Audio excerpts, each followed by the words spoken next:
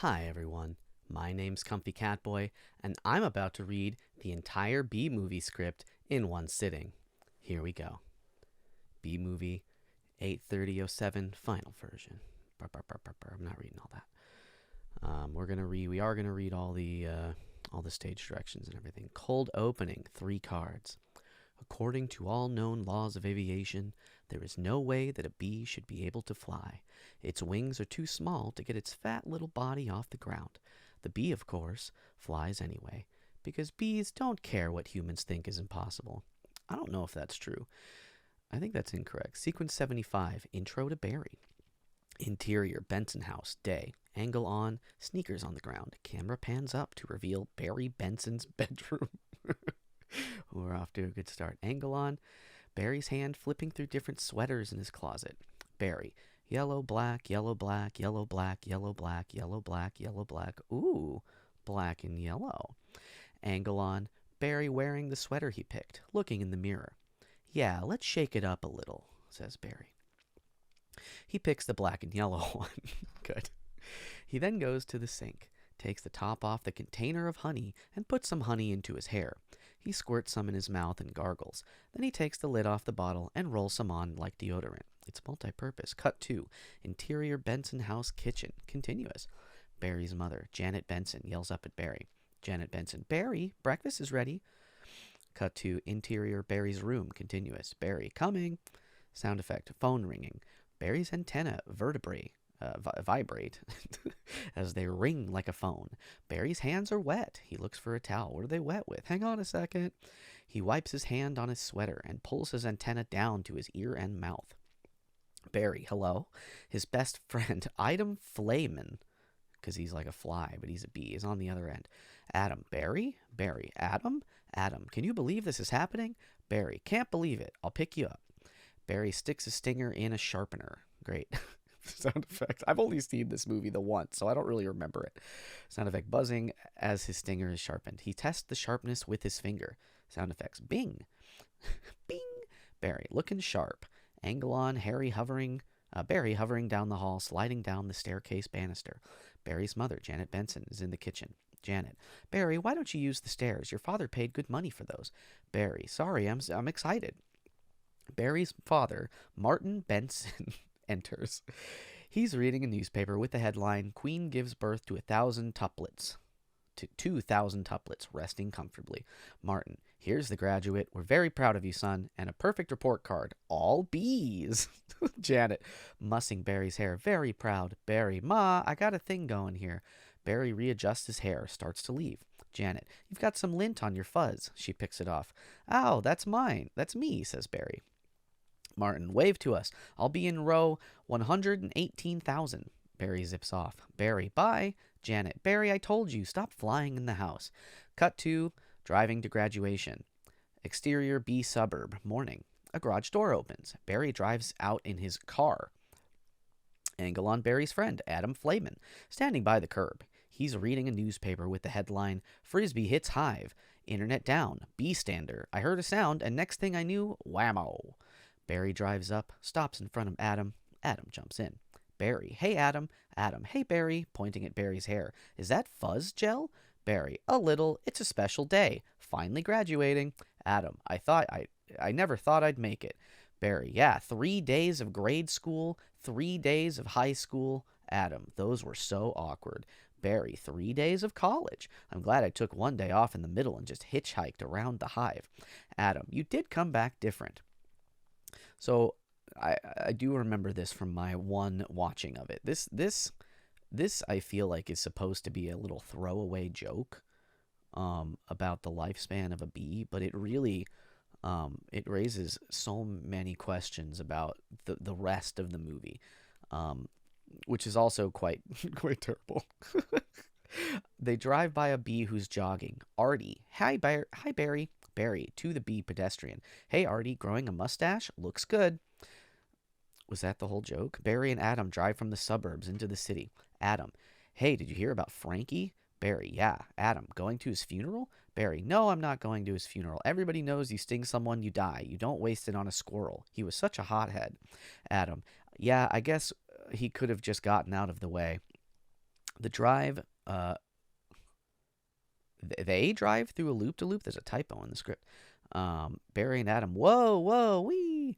Adam, I love this incorporating the amusement park right into our regular day. Barry, I guess that's why they say we don't need vacations. Capitalism, am I right? Graduation. Exterior graduation ceremony continuous. Barry and Adam come to a stop. They exit the car and fly over the crowd to their seats. I don't know why it's blue here. Maybe they added this in. Regarding the graduation ceremony. Boy, quite a bit of pomp under the circumstances. They land in their seats. Barry, well, Adam, today we are men. Adam, we are. Barry, be men. Adam, amen. Barry, hallelujah. Barry hits Adam's forehead. Adam goes into the rapture. The rapture? The real one? An announcement comes over the PA. Announcer, VO. Students, faculty, distinguished Bs, please welcome Dean Buswell. Angle on, Dean Buswell steps up to the podium. The podium has a sign that reads, Welcome, graduating class of, with train station style flipping numbers after it. Buswell, welcome new Hive City graduating class of, the numbers on the podium change to 915. Buswell, 915. Get it? Because they're bees. And they don't live very long. This is the beginning of the movie sets this up, but then I don't feel personally that it sticks a landing. Clears his throat. And that concludes our graduation ceremonies and begins your career at Hunex Industries. Barry, are we going to pick our job today? Adam, I heard it's just orientation. The rows of chairs change in transformer-like mechanical motion to Universal Studios type tour trams. Buswell walks off stage. Barry, regarding the trams. Whoa, heads up, here we go. Factory, female voiceover. Keep your hands and antennas inside the tram at all times. In Spanish. It repeats it. I'm not going to do it. Barry, I wonder what it's going to be like. Adam, a little scary. Barry shakes Adam. Barry and Adam. Ah! The tram passes under signs reading Hunex, a division of Hunesco, a part of the Hexagon Group. Trudy, welcome to Hunex, a division of Hunesco, and a part of the Hunex Group.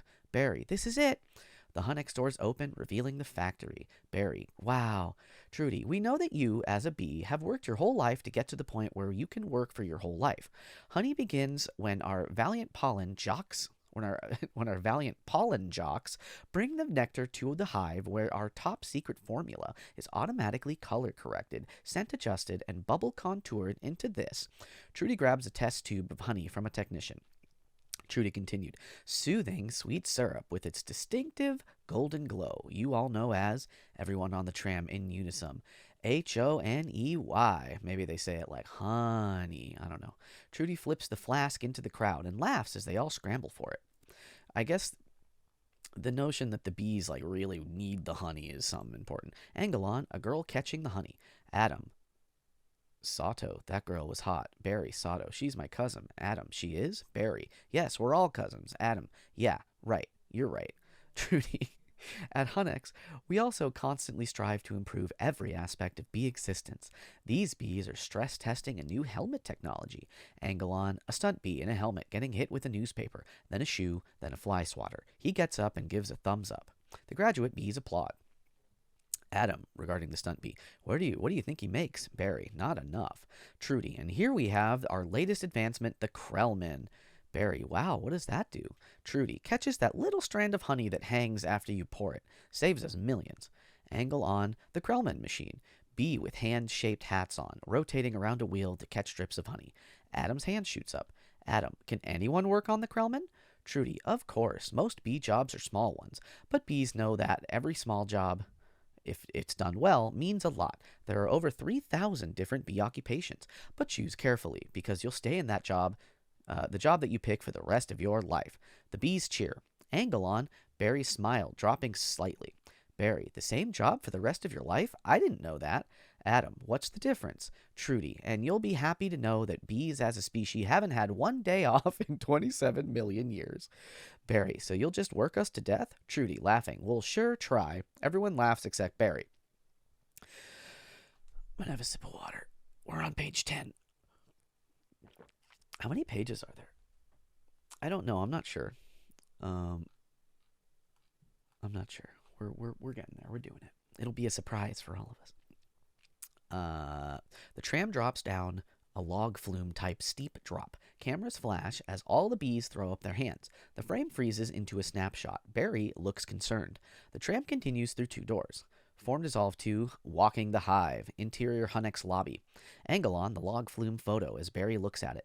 Adam, wow, that blew my mind. Barry, annoyed, what's the difference? Adam, how could you say that? One job forever? That's an insane choice to have to make. Adam, well, I'm relieved. Now we only have to make one decision in life. Barry, but Adam, how could they never have told us that? Adam, Barry, why would you question anything? We're bees. We're the most perfectly functioning society on Earth. They walk by a newspaper stand with a sandwich board reading, Bee goes berserk, stings 7, then self. Great.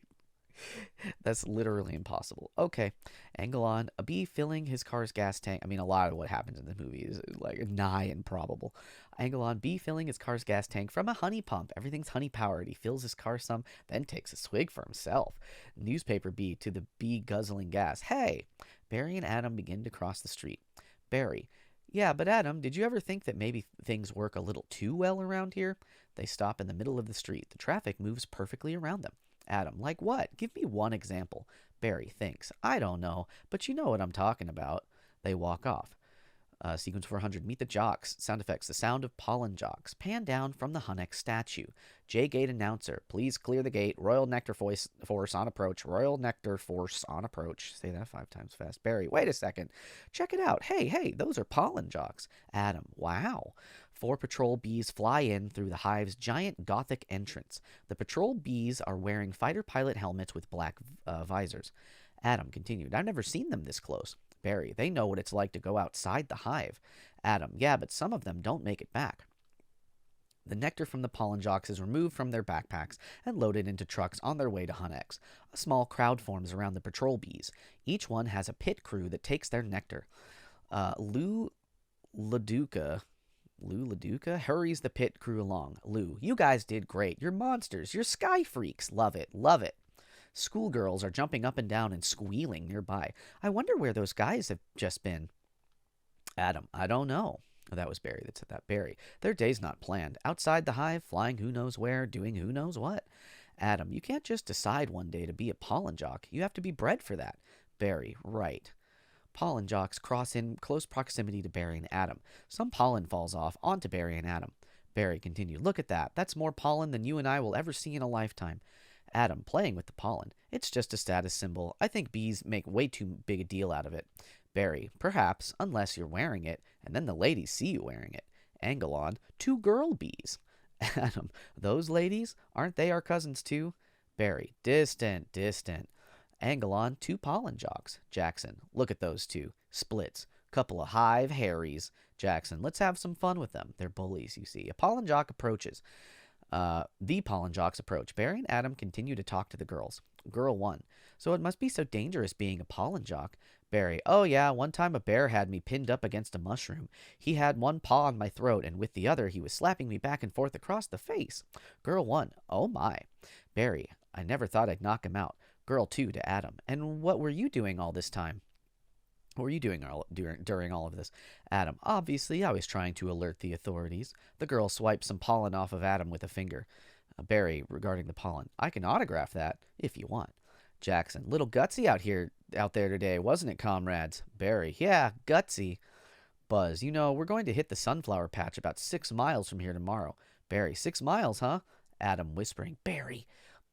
Buzz, it's a puddle jump for us, but maybe you're not up for it. Barry, maybe I am. Adam, whispering louder, no, you're not. Buzz, we're going 0900 J-Gate. Adam, regarding J-Gate, whoa. Leaning in on top of Barry, what do you think, Buzzy boy? Are you bee enough? Barry, I might be. It all depends on what 0900 means. Cue the laugh track. Just kidding. Sequence 450, the balcony. Interior Benson House balcony. Later, Barry is standing on the balcony alone, looking out over the city. Martin Benson enters, sneaks up behind Barry, and gooses him in his ribs. I don't think that's what goosing something. Goosing means something extremely specific, you guys. Martin, Hunnex. Barry, oh, Dad, you surprised me. Martin, laughing. Have you decided what you're interested in, son? Son should not be capitalized. Well, there's a lot of choices. Martin, that was Barry. Martin, but you only get one. Martin laughs. Barry, Dad, do you ever get bored doing the same job every day? Martin, son, let me tell you something about stirring, making the stirring motion. You grab that stick and you just move it around, and you stir it around. You get yourself into a rhythm. It's a beautiful thing. Barry, Dad, the more I think about it, maybe the honey field just isn't right for me. Martin, and what are you thinking of? What? Making balloon animals? That's a bad job for a guy with a stinger. Barry, well, no. Martin, Janet, your son's not sure he wants to go into honey. Janet, oh, Barry, you are so funny sometimes. Barry, I'm not trying to be funny. Martin, you're not funny. You're going into honey. Our son, the stirrer. Janet, you're going to be a stirrer? Barry, no one's listening to me. Martin, wait until you see the sticks I have for you. Barry, I can say anything I want right now. I'm going to get an ant tattoo. Janet, let's open some fresh honey and celebrate. Barry, maybe I'll pierce my thorax. Martin, toasting to honey. Barry, shave my antenna. Janet, to honey. Barry, shack up with a grasshopper, get a gold tooth, and start calling everybody dog. Sequence 760, job placement. Exterior Hunnex lobby, continuous. Angle on a bee bus stop. Oh, the jokes aren't making me laugh, but these descriptions are. One group of bees stands on the pavement as another group hovers above them. A double-decker bus pulls up. The hovering bees get on the top level, and the standing bees get on the bottom. Barry and Adam pull up outside of Hunnex. Adam, I can't believe we're starting work today. Barry, today's the day. Adam jumps out of the car. Adam, OC? I don't know what OC is supposed to say. I've never seen that. Come on, all the good jobs will be gone. Barry, yeah, right. Angle on a board reading. Job placement board. Buzzwell, the bee processor, is at the counter. Another bee applicant, Sandy Shrimpkin, is exiting. Sandy, is it still available? Buzzwell, hang on. He looks at the changing numbers on the board. 2 left, and one of them's yours. Congratulations, son. Step up to the side, please. Yay, says Sandy. Adam to Sandy, what did you get? Sandy, picking the crud out. That is stellar. Adam, wow. Buzzwell to Adam and Barry. Couple of newbies? Adam, yes, sir. Our first day. We are ready. Buzzwell, will step up and make your choice. Angle on a chart listing the different sectors of Hunnex. Heating, cooling, viscosity, Krellman, pollen counting, stunt bee, pouring, stirrer, humming, regurgitating, front desk, hair removal, inspector number 7, chef, lint coordinator, stripe supervisor, antenna ball polisher, mite wrangler, swatting counselor, wax monkey, wing brusher, hive keeper, and restroom attendant. Adam to Barry, you want to go first? Barry, no, you go. Adam, oh my, what's available? Buzzwell, restroom attendant is always open and not for the reason you think. Adam, any chance of getting on to the Krellman, sir? Buzzwell, sure, you're on. He plops the Krellman hat onto Adam's head. Angle on the job board. The columns read occupation, positions available, and status. The middle column has numbers, and the right column has job openings flipping between open, pending, and closed. Buzzwell, oh, I'm sorry, the Krellman just closed out. Adam, oh, he takes the hat off Adam. Buzzwell, wax monkey's always open.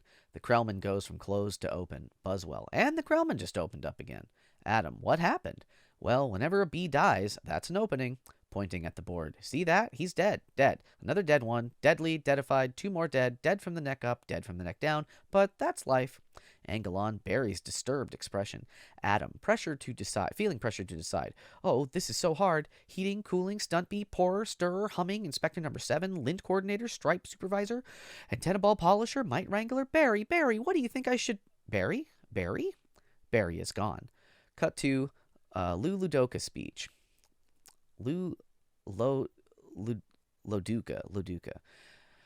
Exterior J-Gate, same time. Splits, Jackson, Buzz, Lou, and 2 other bees are going through final pre-flight checks. Barry enters. Lou. All right, we got the sunflower patch in quadrant 9, geranium window box on Sutton Place. Barry's antenna rings like a phone. Adam, voiceover. What happened to you? Where are you? Barry whispers throughout. Barry, I'm going out. Adam, out? Out where? Barry, out there. Adam, putting it together. Oh, no. Barry, I have to, before I work for the rest of my life. Adam, you're going to die. You're crazy. Hello? Barry, oh, another call coming in. Adam, you're Barry hangs up. Angle on Lou. Lou, if anyone's feeling brave, there's a Korean deli on 83rd that gets their roses today. Barry, timidly, hey, guys. Buzz, well, look at that. Splits, isn't that the kid we saw yesterday? Lou to Barry, hold it, son. Flight deck's restricted. Jackson, it's okay, Lou. We're going to take him up. Splits and Jackson chuckle. Lou, really? Feeling lucky, are you? A younger, smaller bee than Barry, Chet, runs up with a release waiver for Barry to sign. Chet, sign here, here, just initial that. Thank you.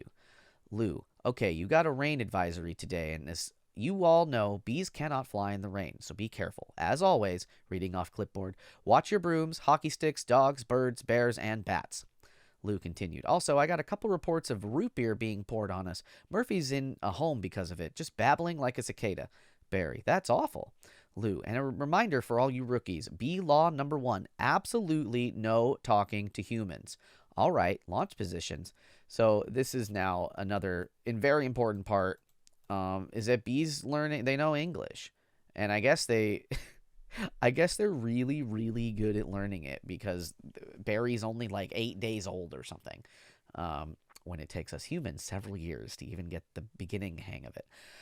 But they're experts. They got it. They got it all. The jocks get into formation, chanting as they move. Lou continued. Black and yellow. Jocks, hello. Splits to Barry. Are you ready for this, hotshot? Barry, yeah, bring it on. Barry nods, terrified. Buzz, wind, check. Jock number 1. Antenna, check. Jock number 2. Nectar pack, check. Jackson, wings, check. Splits, stinger, check. Barry, scared out of my shorts, check. Ha ha ha ha. Lou, okay, ladies, let's move it out. Get it? It's just a fun little sexist joke for the kids. Everyone flips their goggles down. Pit crew bees crank their wings and remove the starting blocks. We hear loud humming. Lou continued. Pound those petunias, you striped stem suckers. All of you, drain those flowers. A flight deck guy in deep crouch hand signals them out of the archway as the backlash from the bee wings flutters his jumpsuit. Barry follows everyone. Sequence 800, flying with the jocks. The bees climb above treetops in formation. Barry is euphoric. Barry, whoa, I'm out. I can't believe I'm out. So blue. Ha ha ha. A beat. I feel so fast and free. Regarding kites in the sky. Box kite. Wow. They fly by several bicyclists and approach a patch of flowers. Barry continued. Flowers. Split. This is blue leader. We have roses visual. Bring it around 30 degrees and hold. Barry, Soto. Roses. Roses. I don't know what Soto means. Soto? Jackson, 30 degrees. Roger, bringing it around. Many pollen jocks break off from the main group. They use their equipment to collect nectar from flowers. Barry flies down to watch the jocks collect the nectar. Jock, stand to the side, kid. It's got a bit of a kick. The jock fires the gun and recoils. Barry watches the gun fill up with nectar. Barry, oh, that is one nectar collector. Jock, you ever see pollination up close? Barry, no, sir. He takes off, and the excess pollen dust falls, causing the flowers to come back to life. Jock, as he pollinates, I pick up some pollen over there, sprinkle it over here, maybe a dash over there, pinch on that one. See that? It's a little bit of magic, ain't it? The flowers perk up as he pollinates. Barry, wow, that's amazing. Why do we do that? Jock, that's pollen power, kid. More pollen, more flowers, more nectar, more honey for us. Barry, cool. The jock winks at Barry. Barry rejoins the other jocks in the sky. They swoop in over a pond, kissing the surface. Mwah. They see their image reflected in the water. They're really moving. They fly over a fountain. Buzz, I'm picking up a lot of bright yellow. Could be daisies. Don't we need those? Splits, copy that visual. We see what appear to be yellow flowers on a green field. They go in a deep bank and dive. Buzz, hold on. One of those flowers seems to be on the move. Splits, say again. Are you reporting a moving flower? Buzz, affirmative. Sequence 900, tennis game. The pollen jocks land. It is a tennis court with dozens of tennis balls. A couple, Vanessa and Ken, plays tennis. The bees land right in the midst of a group of balls. Ken, that was on the line. OC means off camera. That was on the line. The other bees start walking around amongst the immense yellow globes. Splits, this is the coolest. What is it? They stop at a ball on a white line and look up at it. Jackson, I don't know, but I'm loving this color. Split, smelling tennis ball. Smells good. Not like a flower, but I like it. Jackson, yeah, fuzzy. Buzz, chemically. Jackson, careful guys, it's a little grabby. Barry lands on a ball and collapses. Barry, oh my sweet lord of bees. Jackson, hey, candy brain. Hey, candy brain, get off there. Barry attempts to pull his legs off, but they stick. Barry, problem. A tennis shoe and a hand enter frame. The hand picks up the ball with Barry underneath it. Barry, guys? Buzz, this could be bad. Jackson, affirmative. Vanessa walks back to the service line, bounces the ball end sentence. When every time it bounces, the other bees cringe and gasp. Angelon, Barry, terrified. Pure dumb luck he's not getting squished. Barry with each bounce. Very close. Gonna hurt. Mama's little boy. Splits. You are way out of position, rookie. Angelon, Vanessa serving. We see Barry and the ball against the racket as she brings it back. She tosses the ball into the air. Barry's eyes widen. The ball is struck, and the rally is on. Ken, coming in at you like a missile. Ken hits the ball back. Barry feels the G-forces. Angelon, the pollen jocks, watching Barry pass by them in slow motion. Barry in slow motion. Help me. Jackson, I don't think these are flowers. Splits, should we tell him? Jackson, I think he knows. Barry, off screen. What is this? Well, okay, off screen or off camera, you gotta make a choice. Author of B movie, the hit film B movie. Vanessa hits a high arcing lob. Ken waits, poised for the return. We see Barry having trouble maneuvering the ball from fatigue. Ken overly confident. Match point. Angelon, Ken running up. He has a killer look in his eyes. He's going to hit the ultimate overhead smash.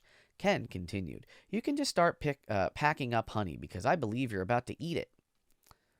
Oh, wait. Let me try that again.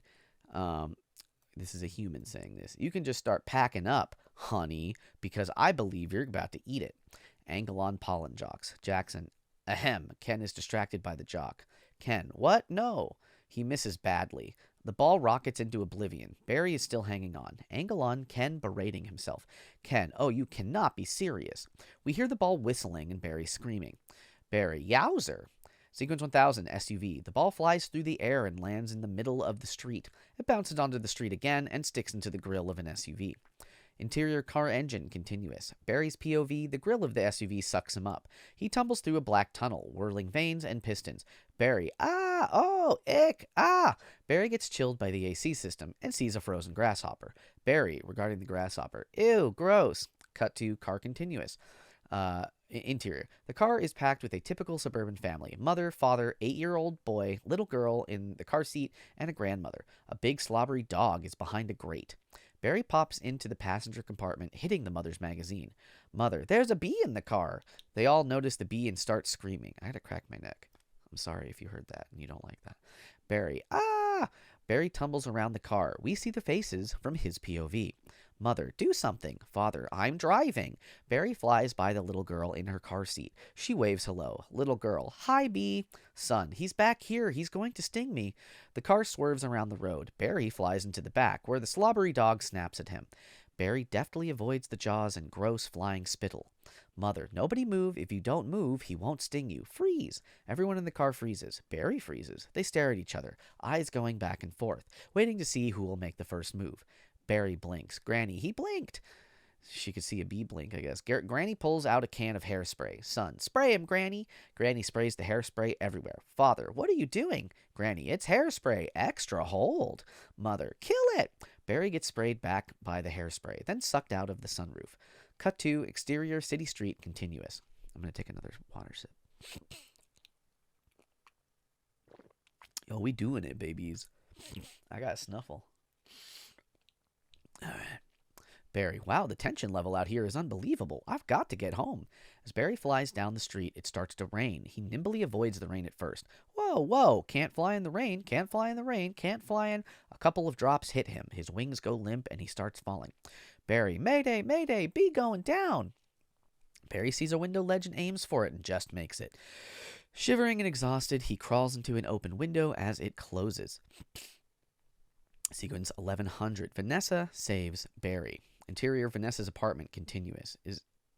And these are the people that were just playing tennis? Or those different people? I don't know. Ken and... What was the woman's name? I don't see it. Oh, there it is. Okay, hold on. Who are they? It is Vanessa and Ken. Okay. It's the same tennis people. So by some he's got B telekinesis, or I don't know what, something like that. Inside the window, Barry shakes off the rain like a dog. Vanessa, Ken, Andy, and Anna enter the apartment. Vanessa, can you close the window, please? Ken, huh? Oh, to Andy. Hey, check out my new resume. I made it into a fold-out brochure. You see? It folds out. Ken holds up his brochure with photos of himself and a resume in the middle. Angle on Barry hiding behind the curtains as Ken closes the window.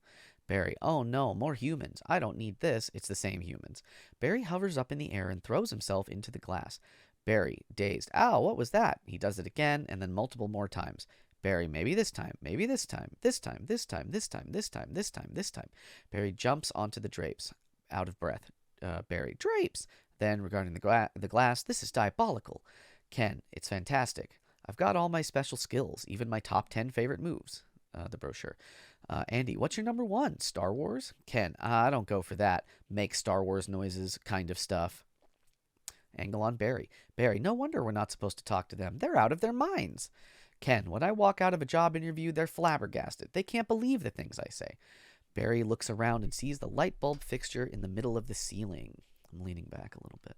Barry, regarding the light bulb. Oh, there's the sun. Maybe that's a way out. Barry takes off and heads straight for the light bulb. His POV, the 75-watt label, grows as he gets closer. Barry, I don't remember the sun having a big 75 on it. Barry hits the bulb. How has he ever seen the sun before if he's never been outside? I guess he saw it earlier. I don't know. Barry hits the bulb and is knocked silly. He falls into a bowl of guacamole. Andy dips his chip into the guacamole, taking Barry with it. Angle on Ken and Andy. Ken, I'll tell you what. You know what? I predicted global warming. I could feel it getting hotter. At first I thought it was just me. Barry's POV, giant human mouth opening. Ken, wait, stop. Bee! Anna, kill it, kill it. They all jump up from their chairs. Andy looks around for something to use. Ken comes in for the kill with a big Timberland boot on each hand. Ken, stand back. These are winter boots. Vanessa enters and stops Ken from squashing Barry. Vanessa grabs Ken's arm. Wait, don't kill him. Close up on Barry's puzzled face. Ken, you know I'm allergic to them. This thing could kill me. It's a very important point. And Vanessa's like, maybe just let it. I don't know. Whatever. Vanessa, why does his life have any less value than yours? She takes a glass tumbler and places it over Barry. Ken, why does his life have any less value than mine? Is that your statement? Vanessa, I'm just saying all life has value. You don't know what he's capable of feeling. Barry looks up through the glass and watches this conversation, astounded. Vanessa rips Ken's resume in half and slides it under the glass. Ken, wistful, my brochure. There's a moment of eye contact as she carries Barry to the window. She opens it and sets him free. Vanessa, there you go, little guy. Ken, off camera. I'm not scared of them, but, you know, it's an allergic thing. Andy, off camera. Hey, why don't you put that on your resume brochure? Ken, it's not funny. My whole face could puff up. Andy, off camera. Make it one of your special skills. Ken, off camera. You know, knocking someone out is also a special skill. Cut to exterior windowsill continuous. Barry stares over at the window frame. He can't believe what's just happened. It is still raining. Dissolve to sequence 1200. Barry speaks. Exterior windowsill later. Barry is still staring through the window. Inside, everyone's saying their goodbyes. Ken. Vanessa, next week. Yogurt night? Vanessa. Yeah, sure, Ken. You know, whatever. Ken. You can put carob chips on there. Vanessa. Good night. Ken, as he exits. Supposed to be less calories, or something. Vanessa. Bye. She shuts the door. Vanessa starts cleaning up. Barry. I've got to say something. She saved my life. I've got to say something. All right, here it goes. Barry flies in. We're getting to the the famous moment. Interior Vanessa's apartment continuous. Barry hides himself on different products placed along the kitchen shelves. He hides on a Bumblebee tuna can and a Greetings from Coney Island Muscle Man postcard on the fridge. Barry, on fridge. What would I say? Landing on a bottle. I could really get in trouble. He stands, looking at Vanessa. It's a B law. You're not supposed to talk to a human. I can't believe I'm doing this. I've got to. Oh, I can't do it. Come on. Yes, no, no. Or no, yes, no. Do it. I can't. How should I start it? You like jazz? No, that's no good. Here she comes. Speak, you fool. As Vanessa walks by, Barry takes a deep breath. Barry, cheerful. Hi. Vanessa drops a stack of dishes and hops back. Barry, I'm sorry. Vanessa, you're talking. Barry, yes, I know. Vanessa, you're talking. I know, I'm sorry. I'm so sorry, says Barry. Vanessa, it's okay. It's fine. I know I'm dreaming, but I don't recall going to bed. Barry, I'm sure this is very disconcerting. Vanessa, well, yeah, this is a bit of a surprise to me. You're a bee. Barry, yeah, I am a bee, And you know, I'm not supposed to be doing this, but they were all trying to kill me, and if it wasn't for you, I mean, I had to thank you. It's just the way I was raised. Vanessa intentionally jabs her hand with a fork. Vanessa, ow. Barry, that was a little weird. Vanessa, to herself, I'm talking to a bee. Barry, yeah. Vanessa, I'm talking to a bee. Barry, anyway. Vanessa, and a bee is talking to me. Barry, I just want you to know that I'm grateful and I'm going to leave now. Vanessa, wait. How did you learn to do that? Barry, what? Vanessa, the talking thing. Barry, same way you did, I guess. Mama, dada, honey, you pick it up. I'm not, I'm not like pleased with that. That's not enough explanation for me. I need more explanation than that. Um, Vanessa, that's very funny. Barry, yeah, bees are funny. If we didn't laugh, we'd cry. What would we have to deal with? Vanessa laughs. Barry, anyway. Vanessa, can I get you something? Barry, like what? Like what? Maybe have a sip. This is way more reading than usual. I gotta tell you. Vanessa, I don't know. I mean, I don't know. Coffee? Barry, well, I don't want to put you out. So that means they have coffee and he knows what coffee is. Vanessa, it's no trouble. Barry, unless you're making anyway. Vanessa, oh, it takes 2 minutes. Barry, really? Vanessa, it's just coffee. Barry, I hate to impose. What is this scene? Vanessa, don't be ridiculous. Barry, actually, I would love a whole cup for a bee. Hey, you want a little rum cake? Barry, I really shouldn't. Vanessa, have a little rum cake. Barry, no, I can't. Vanessa is so cool with this talking bee. Vanessa, oh, come on. Barry, you know, I'm trying to lose a couple micrograms here. Vanessa, where? Barry, well, these stripes don't help. Vanessa, you look great. Barry, I don't know if you know anything about fashion. Is he clothed or oh, I could look on my. He doesn't really have like. Oh no, he did. The very first thing was him choosing out a sweater. That's right. Vanessa starts pouring the coffee through an imaginary cup and directly onto the floor. Barry, are you all right? Vanessa, no. Sequence 1300. Rooftop coffee. Exterior Vanessa's roof later. Barry and Vanessa are drinking coffee on her roof terrace. He is perched on her keychain. Barry, he can't get a taxi. He's making the tie on the cab. As they're flying up Madison, so he finally gets there. Vanessa, Barry, he runs up the steps into the church. The wedding is on. Vanessa, yeah? And he says, watermelon? I thought you said Guatemalan. Vanessa, Barry, why would I marry a watermelon? Barry laughs. Vanessa doesn't. Vanessa, oh, is that a bee joke? Barry, yeah, that's the kind of stuff that we do. Vanessa, different. A beat. Vanessa, so anyways, what are you going to do, Barry? Barry, about work? I don't know. I want to do my part for the hive, but I can't do it the way I want. Vanessa, I know how you feel. We as the audience don't know how Vanessa feels. We've just met Vanessa. Barry, you do? Sure, my parents wanted me to be a lawyer or doctor, but I wanted to be a florist.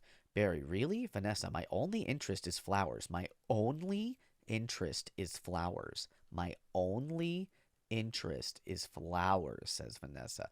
Barry, our new queen was just elected with that same campaign slogan. Vanessa, oh. Barry, anyway, see, there's my hive right there. You can see it. Vanessa, oh, you're in sheep meadow. Barry, excited. Yes, you know the turtle pond? Vanessa, yes. Barry, I'm right off that. Vanessa, oh, no way. I know that area. Do you know I lost a toe ring there once? Barry, really? Vanessa, yes. Do people wear toe rings anymore? This was written in 2007. Oops. And I think that's supposed to like be a joke, but I don't know. Barry, why do girls put, oh, here we go. Why do girls put rings on their toes? Vanessa, why not? Barry, I don't know. It's like putting a hat on your knee. Vanessa, really? Okay. A janitor in the background, judgy? What did judgy be? A janitor in the background changes a light bulb. To him, it appears that Vanessa is talking to an imaginary friend. Janitor, you all right, ma'am? Vanessa, oh yeah, fine. Just having 2 cups of coffee. You didn't need to point it out, Vanessa. Barry, anyway, this has been great. Wiping his mouth. Thanks for the coffee. Barry gazes at Vanessa. Vanessa, oh yeah, it's no trouble. Barry, sorry I couldn't finish it. Vanessa giggles. Barry, regarding coffee. If I did, I'd be up for the rest of my life. Can I take a piece of this with me? Vanessa, sure, here, have a crumb. She takes a crumb from the plate and hands it to Barry. Barry, a little dreamy. Oh, thanks. Vanessa, yeah, there is an awkward pause. All right, well then, I guess I'll see you around. Or not, or...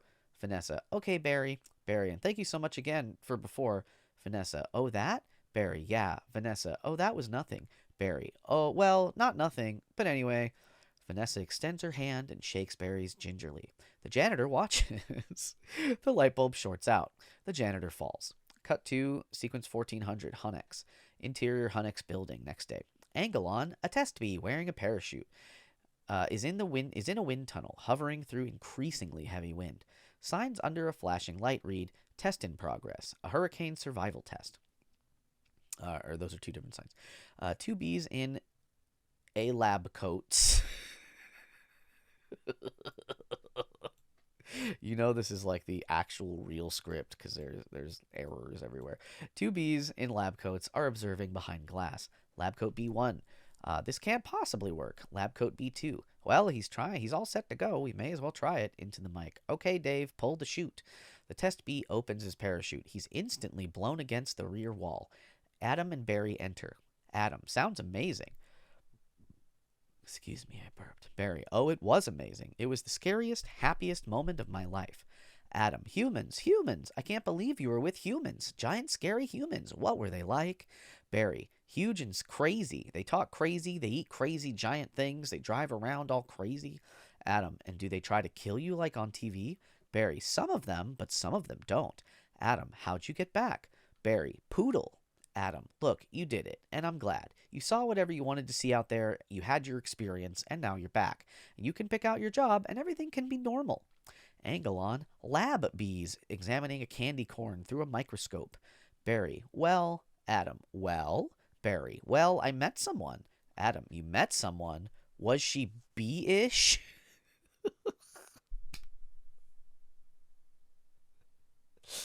Like, they're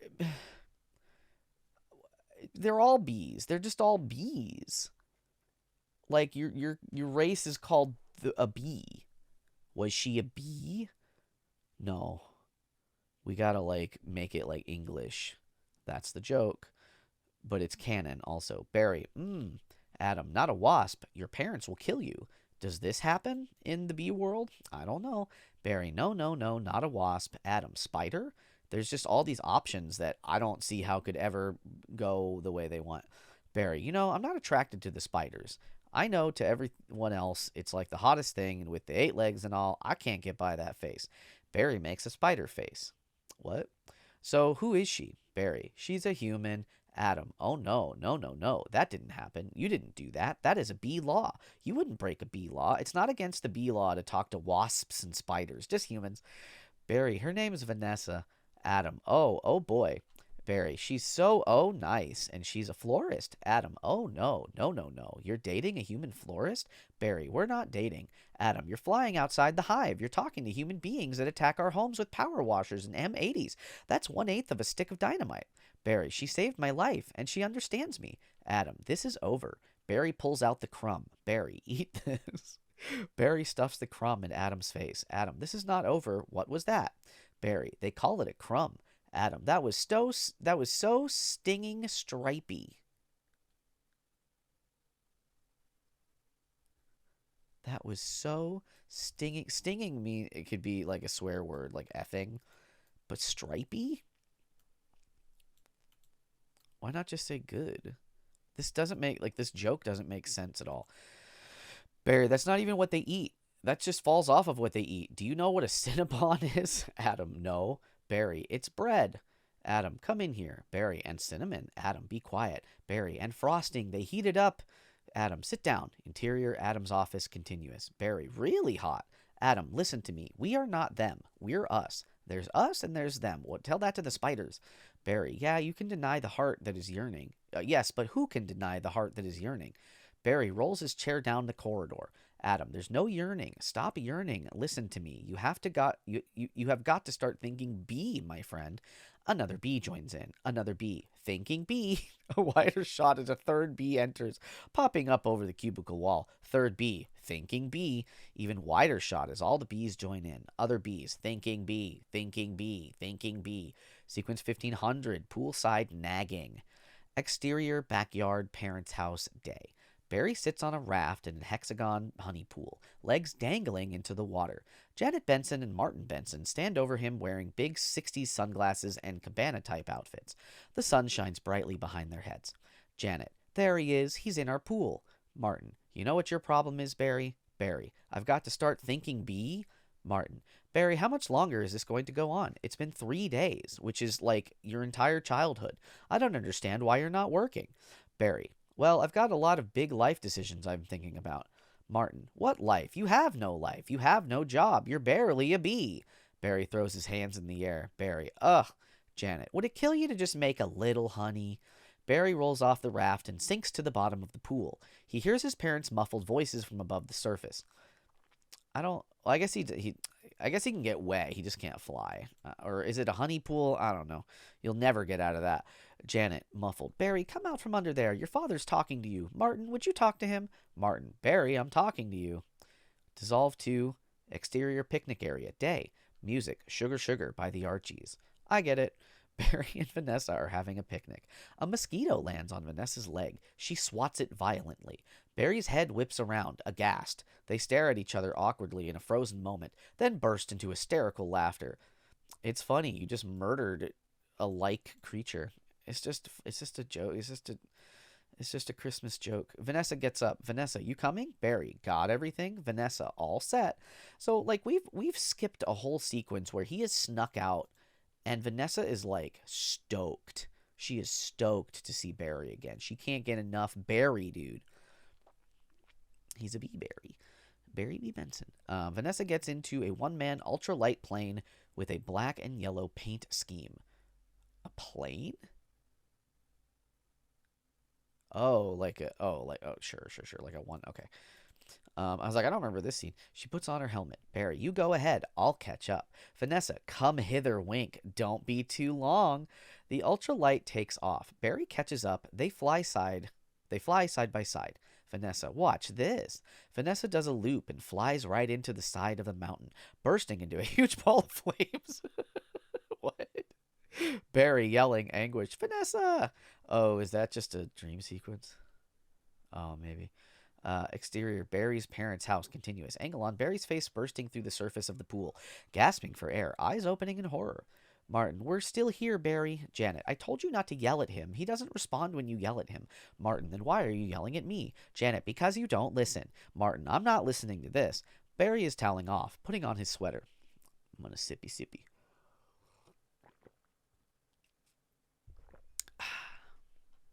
Here we go. Sorry, Mom, I've got to go. Janet, where are you going? Barry, nowhere. I'm meeting a friend.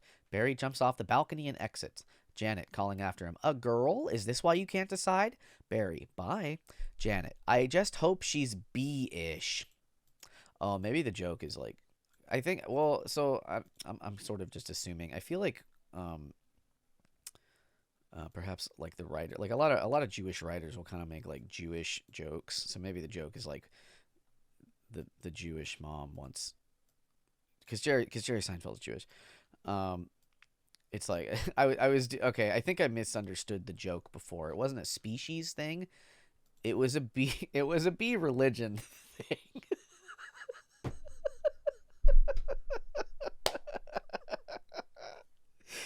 I know we're all bees, but you need to marry somebody. You need to marry another bee that follows the same faith as I do.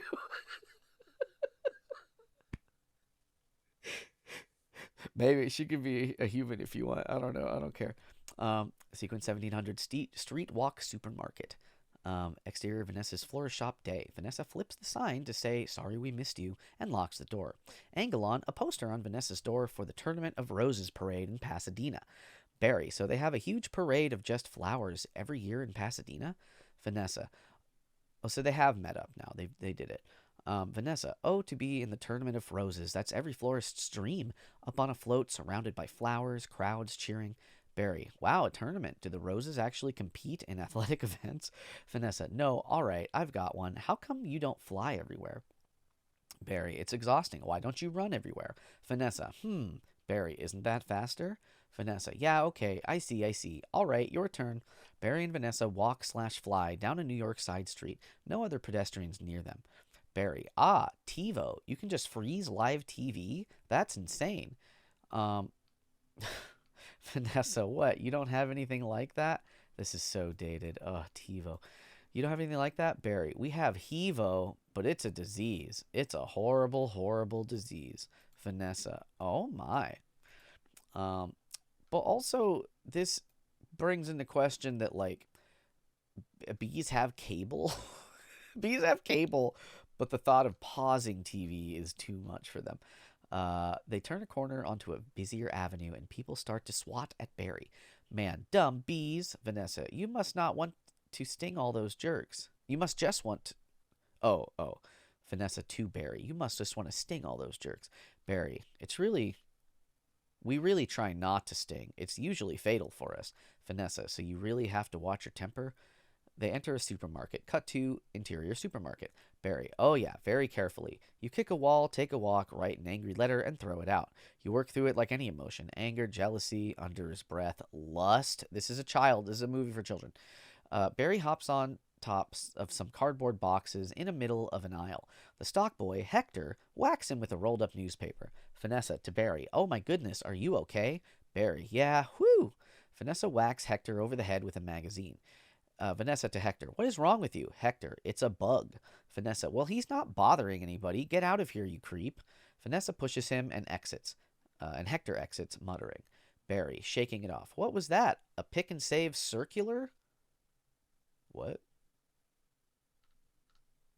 I don't know what that means. Vanessa, yeah, it was. How did you know? Barry, it felt like about 10 pages. 75's pretty much our limit. He knows so much about the human world. Why? Why? Boy, you really got that down to a science. You've never been hit. You've never left the hive, baby. Your lore is all screwed up. Barry, oh, we have to. I lost a cousin to Italian Vogue, but I thought only the bee jocks left. Or the honey jock. What are they called? I don't remember. Like, there's so much stuff they're saying that's just like these throwaway jokes, and it's like, okay, but what do you mean? Vanessa, I'll bet. Barry stops, sees the wall of honey jars. Barry, what in the name of mighty Hercules is this? How did this get here? Cute Bee, Golden Blossom, Ray Liotta, Private Select? There's also this ongoing Ray Liotta honey joke, and I just don't get it. Vanessa, is he that actor? Why don't you know? You're a human. Barry, I've never heard of him. Why is this here? Vanessa, for people, we eat it. Barry, why? Gesturing around the market. You don't have enough food of your own? Vanessa, well, yes, Barry, how do you even get it? Vanessa, well, bees make it. Barry, I know who makes it, and it's hard to make it. There's heating and cooling and stirring. You need a whole Kremlin thing. Vanessa, it's organic. Barry, it's our organic. Vanessa, it's just honey, Barry. Barry, just what? Bees don't know about this. This is stealing. A lot of stealing. You've taken our homes, our schools, our hospitals. They did? Barry, when did that happen? I want to see that movie. What do you mean? I feel like I missed so many. Like this, everything happens so fast when you're watching the movie that it's really hard to kind of sit and really like take it in. You know what I mean? You've taken this is all we have, and it's on sale? I'm going to get to the bottom of this. I'm going to get to the bottom of all of this. He rips the label off the Ray Liotta Private Select. Cut to sequence 1800, windshield. Boop, boop, boop, boop. Little sippo. Exterior back of supermarket loading dock. Later that day. Barry disguises himself as by blacking out his yellow lines with a magic marker and putting on some war paint. He sees Hector, the stock boy, with a knife cutting open cardboard boxes filled with honey jars. Man, you almost done? Hector, almost. Barry steps in some honey, making a snapping noise. I don't know that honey would make a snapping noise. Hector stops and turns. Hector, he is here. I sense it. Hector grabs the box cutter. Barry reacts, hides himself behind the box again. Hector, talking too loud to no one in particular. Well, I guess I'll go home now and just leave this nice honey out with no one around. How did Hector know about this? How did he figure this? Who is Hector? Oh, is Hector the other guy? Is that the... No, that was like Victor or something. No, I don't remember. I've forgotten his name. I don't know. Is this... Oh, God. I don't know. A beat. Hector pretends to exit. He takes a couple steps in place. Angle on the honey jar. Barry steps out in a moody spotlight. Barry, you're busted, box boy. Hector, aha. I knew I heard something, so you can talk. Barry flies up, stinger out, pushing Hector up against the wall. As Hector backs up, he drops his knife. Barry, oh, I can talk, and now you're gonna start talking. Or I'll literally end myself to sting you about it. Barry, where are you getting all the sweet stuff? Who's your supplier? Hector, I don't know what you're talking about. I thought we were all friends. The last thing I want to do is upset any of you. Bees. Hector grabs a pushpin. Barry fences with his stinger. Hector, you're too late. It's ours now. Barry, you, sir, have crossed the wrong sort. Why is Hector so antagonistic? He's like, oh, a bee can talk? Let me fight it. That's my first. I'm gonna fight it, and I'm not gonna just squish it. I'm gonna give it a chance by fighting it with a pushpin. Hector, you, sir, are about to be lunch for my iguana, Ignacio. Just kill him then. I don't know. Barry and Hector get into a cross swords, nose-to-nose confrontation. Barry, where is the honey coming from? Barry knocks the pushpin out of his hand. Barry puts his stinger up to Hector's nose. Barry, tell me where. Hector, pointing to a truck. Honey Farms. It comes from Honey Farms. What else would we call her? What do we sell at Honey Farms? Oh, gee, I don't know. Lots of stuff. Just kidding. It's only honey. Angle on a Honey Farms truck leaving the parking lot. Barry turns, takes off after the truck through an alley. He follows the truck out onto a busy street, dodging a bus and several cabs. Cabby, crazy person. He flies through a metal pipe on top of a truck. Barry, ooh. Barry grabs onto a bicycle messenger's backpack. The Honey Farms truck starts to pull away. Barry uses the bungee cord to slingshot himself towards the truck. He lands on the windshield where the wind plasters him to the glass. He looks up to find himself surrounded by what appear to be dead bugs. He climbs across, working his way around the bodies. Barry, oh my, what horrible thing has happened here? Look at these faces. They never knew what hit them, and now they're on the road to nowhere. A mosquito opens his eyes. Moose blood. Psst. Just keep still. Barry, what? You're not dead? Moose blood. Do I look dead? Hey, man, they will wipe anything that moves. Now, where are you headed? Barry, to Honey Farms. I am onto something huge here. Moose blood. I'm going to Alaska. Moose blood. Crazy stuff. Well, what is it? Is it, wait, is he talking? Okay. Why does he say moose blood? That's his name, but why does he say that? Moose blood, crazy stuff, blows your head off. Ladybug. Oh, there's more bugs here. Ladybug, I'm going to Tacoma. Barry, to fly. What about you? Moose blood, he really is dead. Barry, all right. The wiper comes towards them. Moose blood, uh-oh. Barry, what is that? Moose blood, uh-oh. Oh no, it's a wiper. Triple blade. Barry, triple blade? Moose blood, jump on. It's your only chance, bee. They hang on as the wiper goes back and forth. Moose blood, yelling at the truck driver through the glass. Why does everything have to be so doggone clean? How much do you people need to see? Open your eyes. Stick your head out the window. Cut to interior truck cab. Sound effects. Radio. Radio voice. For NPR News in Washington, I'm Carl Cassell. Exterior truck windshield. Moose blood. But don't kill no more bugs. The mosquito is flung off the wiper. Moose blood. Bee! Barry. Moose blood guy. Oh, maybe that's just like some name they had to give him because he had to have a name of some sort. Barry slides towards the end of the wiper, is thrown off, but he grabs the aerial and hangs on for dear life. That's the antenna, you guys. Barry, oh my God. Barry looks across and sees a cricket on another vehicle in the exact same predicament. They look at each other and scream in unison. Barry and cricket. Ah! Another bug grabs onto the aerial, that still means antenna, and screams as well. Interior truck cab, same time. Driver, you hear something? Trucker, passenger. Trucker, passenger. Like what? Driver, like tiny screaming. Trucker, oh my God, trucker, a passenger. Turn off the radio. The driver reaches down and presses a button, lowering the aerial. Exterior truck windshield, same time. Barry and the other bug do a choose up to the bottom. I think that's like when you put your hands on like the baseball bat kind of thing. Barry wins. Barry, aha. Then he finally has to let go and gets thrown into the truck horn atop cab. Moose blood is inside. Moose blood, hey, what's up, B-boy? Barry, hey, blood.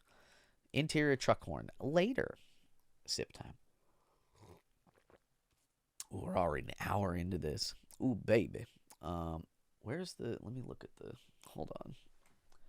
We're like about halfway through. Making pretty good time. Barry, and it was just an endless row of honey jars as far as the eye could see. Moose blood. Wow. Barry, so I'm just assuming wherever this honey truck goes, that's where they're getting it. I mean, that honey's ours. Moose blood. Bees hang tight. Barry, we're all jammed in there. It's a close community. Moose blood. Not us, man. We're on our own. Every mosquito is on his own. Barry, but what if you get in trouble? Mosquito. Trouble? You're a mosquito. You're in trouble. Nobody likes us. They're all just smacking. People see a mosquito, smack, smack. Barry, at least you're out in the world. You must meet lots of girls. Barry, please. Moose blood. Mosquito girls try to trade up. Get with a moth, a dragon. Why are we ranking bugs? Is like, come on. Get with a moth, dragonfly. Mosquito girl don't want no mosquito. A blood mobile pulls up alongside. What? Oh, bloodmobile. A bloodmobile? Moose blood. Whoa, you gotta be kidding me. Moose blood's about to leave the building. So long, bee. Moose blood exits the horn and jumps onto the bloodmobile. Moose blood. Hey guys, I knew I'd catch you all down here. Did you bring your crazy straws? Cut to sequence 1900, the apiary. Exterior apiary later. Barry sees a sign, Honey Farms. A truck comes to a stop. Sound effects. The Honey Farms truck blares its horn. Barry flies out, lands on the hood. Angle on, two beekeepers, Freddie and Elmo, walking around to the back of the gift shop. Barry follows them and lands in a nearby tree. Freddie. And then we throw it in some jars, slap a label on it, and it's pretty much pure profit. Barry. What is this place? Elmo. Bees got the brain the size of a pinhead. Freddie. They are pinheads. So these guys just hate. They work at the honey factory, and they just have grown such a disdain for the bees. They're just insulting bee. Can you imagine like insulting bee, like an animal, like when it's not there to somebody else? Like that's crazy. Can you believe that? I certainly can't, and yet here we are. They both laugh. Nope, the both laugh. Ha ha ha. Angle on, Barry reacting. They arrive at the back of the shop where one of them opens a smoker box. Freddie, hey, check out the new smoker. Elmo, oh sweet, that's the one you want. Freddie, the Thomas 3000. Barry, smoker? Freddie, 90 puffs a minute, semi-automatic, twice the nicotine, all the tar. Wow, what? It's not cigarette smoke. What do you mean? They laugh again nefariously. Freddie, couple of breaths of this and it knocks them right out. They make the honey and we make the money. And we are villains. They make the honey, we make the money, says Barry. Barry climbs onto the netting of Freddie's hat. He climbs up to the brim and looks over the edge. He sees the apiary boxes as Freddie smokes them. Barry, oh my. As Freddie turns around, Barry jumps into the open apiary box and into an apartment. Howard and Fran are just coming from the smoking. Barry, hey, what's going on? Are you okay? Howard, yeah, it doesn't last too long. He coughs a few times. Barry, how did you two get in here? Do you know you're in a fake hive with fake walls? Fake walls? Howard, pointing to a picture on the wall. Howard, our queen was moved here. We had no choice. Barry, looking at a picture on the wall. This is your queen? That's a man in woman's clothes. That's a drag queen. Oh, Barry. Oh, 2007. This is a movie for children. Come on. The other wall opens. Barry sees the hundreds of apiary boxes. Barry, what is this? Barry pulls out his camera and starts snapping. Barry, oh no, there's hundreds of them. Voiceover as Barry takes pictures. Bee honey, our honey, is being brazenly stolen on a massive scale. Does anything else make honey? I don't know if anything else makes honey. Cut to sequence 2100. Barry tells family. So how did he get back? He got back? It was such a journey to just get there, and he just flew back? I don't know. Barry, this is worse than anything the bears have done to us. What? And I intend to do something about it. Oh, Barry, stop, says Janet. Martin, who told you that humans are taking our honey? That's just a rumor. So somebody has ever said this before. Barry, do these look like rumors? Barry throws the pictures on the table. Uncle Carl, cleaning his glasses with his shirt tail, digs through a bowl of nuts with his finger. Uncle Carl, that's a conspiracy theory. These are obviously doctored photos. Janet, Barry, how did you get mixed up in all this? Adam, jumping up, because he's been talking to humans. Janet, what? Martin, talking to humans? Oh, Barry. Adam, and he has a human girlfriend and they make out. Janet, make out? Barry? Barry, we do not. Adam, you wish you could. Barry, whose side are you on? Adam, the bees. Uncle Carl stands up and pulls his pants up to his chest. Great, he's old. Uncle Carl, I dated a cricket once in San Antonio. Why? Man, those crazy legs kept me up all night. Hachiwa. This is a movie for children. Janet Benson, Barry, this is what you want to do with your life? Barry, this is what I want to do for all our lives. Nobody works harder than bees. Barry, Dad, I remember you coming home some nights so overworked your hands were still stirring. You couldn't stop 'em. Martin, Janet to Martin, I remember that. Barry, what right do they have to our hard-earned honey? We're living on 2 cups a year. They're putting it in lip balm for no reason whatsoever. Martin Benson, Martin, I mean. Even if it's true, Barry, what could one bee do? Barry, I'm going to sting them where it really hurts. Martin, in the face? Barry, no. Martin, in the eye? That would really hurt. Barry, no. Martin, up the nose? That's a killer. Barry, no. There's only one place you can sting the humans. One place where it really matters. Cut to sequence 2300, Hive at 5 News, B. Larry King. Great. Interior News Studio Day. Dramatic news music plays as the opening sequence, news sequence rolls. We see the Hive at 5 logo. Hive at 5 logo. Followed by shots of past news events. A bee freeway chase. A bee beard protest rally. And a bear pawing at the hive as the bees flee in panic. Bob Bumble voiceover. Hive at 5, the Hive's only full-hour action news source. Shots of newscasters flash up on screen.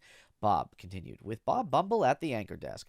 Bob has a big shock of anchorman hair, gray temples, and overly white teeth. He got a description at all. Bob, weather the storm stinger, sports. Oh, weather with storm stinger, sports with Buzz Larvey, and Jeanette Chung. Jeanette is an Asian bee. Is that just the joke? 2007 wasn't that long ago, you guys. Come on, Bob. Good evening. I'm Bob Bumble. Jeanette, and I'm Jeanette Chung. Bob, our top story, a Tri-County bee, Barry Benson. Insert Barry's graduation picture. Bob is saying he intends to sue the human race for stealing our honey, packaging it, and profiting from it illegally. Cut to Bean Studio, B. Larry King Live. B. Larry King, wearing suspenders and glasses, is interviewing Barry. A lower third Cryon, I think that's pronounced Cryon, reads, B. Larry King Live. B. Larry King. Don't forget, tomorrow night on B. Larry King, we are going to have 3 former queens all right here in our studio discussing their new book, Classy Ladies, out this week on Hexagon. To Barry. Tonight, we're talking to Barry Benson. Did you ever think, I'm just a kid from the Hive, I can't do this? Barry. Larry, bees have never been afraid to change the world. I mean, what about B. Columbus? B. Gandhi? B. Jesus? B. You. Barry Larry King. Nope, B. Larry King. Well, for where I'm from... Well, where I'm from, you wouldn't think of suing humans. You are from the same hive. B. Larry King. I don't know how to tell you this. We were thinking more like a stickball candy stores. Barry, how old are you? I want you to know the entire bee community is supporting you in this case, which is certain to be the trial of the bee century. Barry, thank you, Larry. You know, they have a Larry King in the human world, too. B. Larry King. It's a common name. Next week on B. Larry King. His first name is B, you guys. Barry, no, I mean, he looks like you, and he has a show with suspenders and different colored dots behind him. B. Larry King. Next week on B. Larry King. Old guy glasses, says Barry, and there's quotes along the bottom from the guest you're watching, even though you just heard them. B. Larry King. Bear Week next week. They're scary, they're hairy, and they're here live. Barry Larry King exits. Nope. Oh my god. B. Larry King exits. Barry always leans forward, pointing shoulders, squinty eyes. Lights go out. Very Jewish. That's just what the script says. I don't know. I don't know what to tell you, y'all. It was 2007, I guess. I don't like it though. It's weird. It's not a good joke. Cut to 2400 Flower Shop. Interior Vanessa's flower shop night. Stacks of law books are piled up, legal forms, etc. Vanessa is talking with Ken in the other room. Ken, look, in tennis, you attack at the point of weakness. Vanessa, but it was my grandmother, Ken. She's 81. Ken, honey, her backhand's a joke. I'm not going to take advantage of that. Barry, off camera. Quiet, please. Actual work going on here. Ken, is that same bee? Barry, yes, it is. Vanessa, I'm helping him sue the human race. Ken, what? Barry enters. Barry, oh, hello. Ken, hello, bee. Barry flies over to Vanessa. Vanessa, this is Ken. Barry, yeah, I remember you. Timberland, size 10.5. Vibram Soul, I believe. Why do you remember so much about his shoe? Ken, why does he talk again, hon? Everybody is just, we had to get over the fact. Vanessa herself wasn't very surprised that he talked. And now everybody's just like, oh, he talks? Wow, okay, let me talk about tennis a little more. Not like, what? Um, Vanessa to Ken, sensing the tension. Listen, you'd better go because we're really busy working. Ken, but it's our yogurt night. Vanessa, pushing him out the door. Oh, bye bye. She closes the door. Why is yogurt night so difficult? Says Ken. Vanessa enters the back room carrying coffee. Um, I don't know that the movie said, but like, they're supposed to be dating. I think it's inferred that they're dating. Um, and she's spending a lot of time with Barry B. Benson. Vanessa, oh, you poor thing. You two have been at this for hours. Oh, is Adam there too? Yes, Barry. And yes, and Adam here has been a huge help. Angle on an empty Cinnabon box with Adam asleep inside, covered in frosting. Good. Vanessa, how many sugars? Barry, just one. I try not to use the competition. So, oh, in the coffee? Like sugar is the competition for honey? I guess that's the joke. Ugh. So why are you helping me anyway? Vanessa, bees have good qualities. Barry, rowing on the sugar cube like a granola, a gondola. See, cierto. What? Oh, I don't know. I don't get it. Vanessa, and it feels good to take my mind off the shop. I don't know why. Instead of flowers, people are giving balloon bouquets now. Barry, yeah, those are great if you're 3. Vanessa, and artificial flowers. Barry, regarding plastic flowers. Oh, they just get me psychotic. Vanessa, yeah, me too. Barry, the bent stingers, the pointless pollination. Vanessa, bees must hate those fake plastic things. Barry, there's nothing worse than a daffodil that's had work done. uh, this is just such a weird joke, and it doesn't even if you just take it at face value, it's like it doesn't make sense. It doesn't make sense, Barry. Vanessa holding up like this. So he wrote this down, and he was like, "Yeah, that's good. That's funny." Vanessa holding up the lawsuit documents. Well, maybe this can make up for it a little bit. Cut to exterior Vanessa's florist shop. They exit the store and cross to the mailbox. Vanessa, you know, Barry, this lawsuit is a pretty big deal. Barry, I guess. Vanessa, are you sure you want to go through with it? Barry, am I sure? Kicking the envelope into the mailbox. When I'm done with the humans, they won't be able to say, honey, I'm home without paying a royalty. Cut to, these are wearing on me. Cut to sequence 2700, meet Montgomery. Exterior Manhattan Courthouse Day. POV shot, a camera feed turns on, revealing a news person. Press person number 2. Talking to camera Sarah. It's an incredible scene here in downtown Manhattan where all eyes and ears of the world are anxiously waiting because for the first time in history, we're going to hear for ourselves if a honeybee can actually speak. Angle on Barry, Vanessa, and Adam getting out of the cab. The press spots Barry and Vanessa and pushes in. Adam sits on Vanessa's shoulder. Interior courthouse continuous. Barry, Vanessa, and Adam sit at the plaintiff's table. Vanessa turns to Barry. What have we gotten into here, Barry? Barry, I don't know, but it's pretty big, isn't it? Adam, I can't believe how many humans don't have to be at work during the day. Barry, hey, you think these billion-dollar multinational food companies have good lawyers? Cut to exterior courthouse steps continuous. A big black car pulls up. Angle on the grill filming the grill of the car, the grill filling the frame.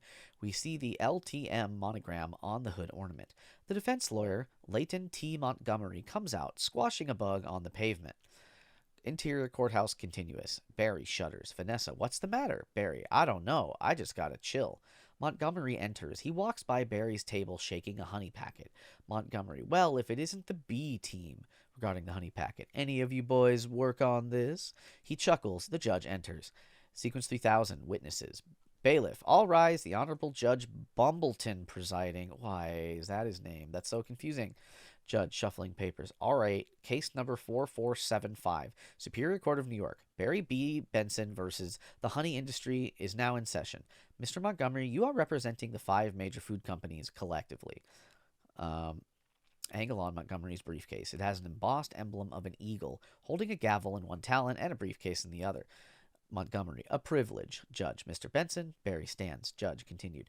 You are representing all bees of the world. Just all of them. Montgomery, the stenographer, and the jury lean in. Exterior courthouse continuous. we're cutting here. The spectators outside freeze. The helicopters angle forward to listen closely. Cut to interior courthouse. Barry. Bzz, bzz, bzz. I'm kidding. I'm kidding. Yes, Your Honor. We are ready to proceed. It's all a big build-up, and then he faked him out. Haha. Angle, angle on courtroom hubbub. Judge and Mr. Montgomery, your opening statement, please. Montgomery rises. Ooh, what a paragraph. This is the longest monologue. Let me sit for this monologue. I swallowed it a little bit. Sorry. Ladies and gentlemen of the jury. Nope, I got a cough. Excuse me. Ladies and gentlemen of the jury, my grandmother was a simple woman, born on a farm. She believed it was man's divine right to benefit from the bounty of nature God put before us. If we were to live in the topsy-turvy world Mr. Benson imagines, just think of what it would mean. Maybe I would have to negotiate with the silkworm for the elastic in my breeches. Talking bee. How do we know this isn't some sort of holographic motion picture capture Hollywood wizardry? They could be using laser beams, robotics, ventriloquism, cloning. For all we know, he could be on steroids. Montgomery leers at Barry, who moves to the stand. Judge, Mr. Benson. Barry makes his opening statement. Barry, ladies and gentlemen of the jury, there's no trickery here. I'm just an ordinary bee, and as a bee, honey's pretty important to me. It's important to all bees. We invented it, we make it, and we protect it with our lives. Do you? From whomst? I've never seen that. Unfortunately, there are some people in this room who think they can take whatever they want from us because we're the little guys. And what I'm hoping is that after this is all over, you'll see how, by taking our honey, you're not only taking away everything we have, but everything we are. Angle on, Vanessa smiling. Angle on, the bee gallery wiping tears away. Cut to interior Benson house. Barry's family is watching the case on TV. Oh, I wish you would dress like that all the time. So nice. Cut to interior courtroom later. Judge, call your first witness. Cut to interior courthouse later. Barry. So, Mr. Klaus Vander Hayden of Honey Farms. Pretty big company you have there. Mr. Vander Hayden. I suppose so. Barry. And I see you also own Honey Burton and Hunron. Is that like Enron? And the other Burton. This is a movie for children. Mr. Vander Hayden. Yes, they provide beekeepers for our farms. Barry. Beekeeper, I find that to be a very disturbing term. I have to say, I don't imagine you employ any bee-freers, do you? Mr. Vander Hayden. No. Barry. I'm sorry, I couldn't hear you. Mr. Vander Hayden. Louder. No. Barry. No, because you don't free bees. You keep bees. And not only that, it seems you thought a bear would be an appropriate image for a jar of honey. Mr. Vander Hayden. Well, they're very lovable creatures. Yogi Bear, Fozzie Bear, Build-A-Bear. Barry. You mean like this? Vanessa and the superintendent from her building enter with a giant ferocious grizzly bear. He has a neck collar and chains extending from either side. By pulling the chains, they bring him directly in front of Vander Hayden. The bear lunges and roars. Barry continued, Bears kill bees. How would you like this big hairy head crashing into your living room, biting into your couch, spitting out your throw pillows? Rawr, rawr. The bear reacts. Bear, rawr. Barry, okay, that's enough. Take him away. Vanessa and the superintendent pull the bear out of the courtroom. Vander Hayden trembles. The judge glares at him. Cut to interior courtroom a little later. Barry questions Sting. Sting? Oh. The musician. No, Mr. Sting. Thank you for being here. Your name intrigues me. I have to stay. Where have I heard it before? Sting. I was with a band called The Police. Barry. But you've never been a police officer of any kind, have you? Sting. No, I haven't. Barry. No, you haven't. And so here we have yet another example of bee culture being casually stolen by a human for nothing more than a prance-about stage name. Sting. Oh, please. Barry. Have you ever been stung, Mr. Sting? Because I'm feeling a little stung, Sting. Or should I say, looking in folder, Mr. Gordon M. Sumner, which is his real name. Montgomery to his aides. That's not his real name, you idiots. Sting? I don't know. But Gordon M. Sumner, that is his name. Cut to interior courthouse later. Mr. Liotta. Well, isn't it Ray Leo? I don't know. I thought it was Ray Liotta, like the actor. Mr. Liotta, please, first may I offer your... Oh, my God. Mr. Liotta. No, it's Leo... Yeah, Liotta. First may I offer... I don't know why this is tripping me up. I'm getting crazy. I'm getting delirious. First, may I offer my belated congratulations on your Emmy win for your a guest spot on ER in 2005. Leota, thank you, thank you. Leota laughs maniacally. Barry, I also see from your resume that you're devilishly handsome, but with a churning inner turmoil that's always ready to blow. Leota, I enjoy what I do. Is that a crime? Barry, no, yet it isn't. Not yet it isn't. But what is this? But is this what it's come to for you, Mr. Leota? Exploiting tiny, helpless bees so you don't have to rehearse your part and learn your lines, sir? Leota, watch it, Benson. I could blow right now. Barry, this isn't a good fella. This is a bad fella, because he was in Goodfellas, you see. Leota exploding, trying to smash Barry with the Emmy. Why doesn't someone just step on this little creep and we can all go home? You're all thinking it. Say it. Judge, order, order in this courtroom. A montage of newspaper headlines follows. New York Post, bees to humans, buzz off. New York Telegram, sue bee. Come on. Daily Variety, studio dumps Leota project. Slams door on unlawful entry 2. That's crazy. Sequence 3175, candlelight dinner. Interior Vanessa apartment.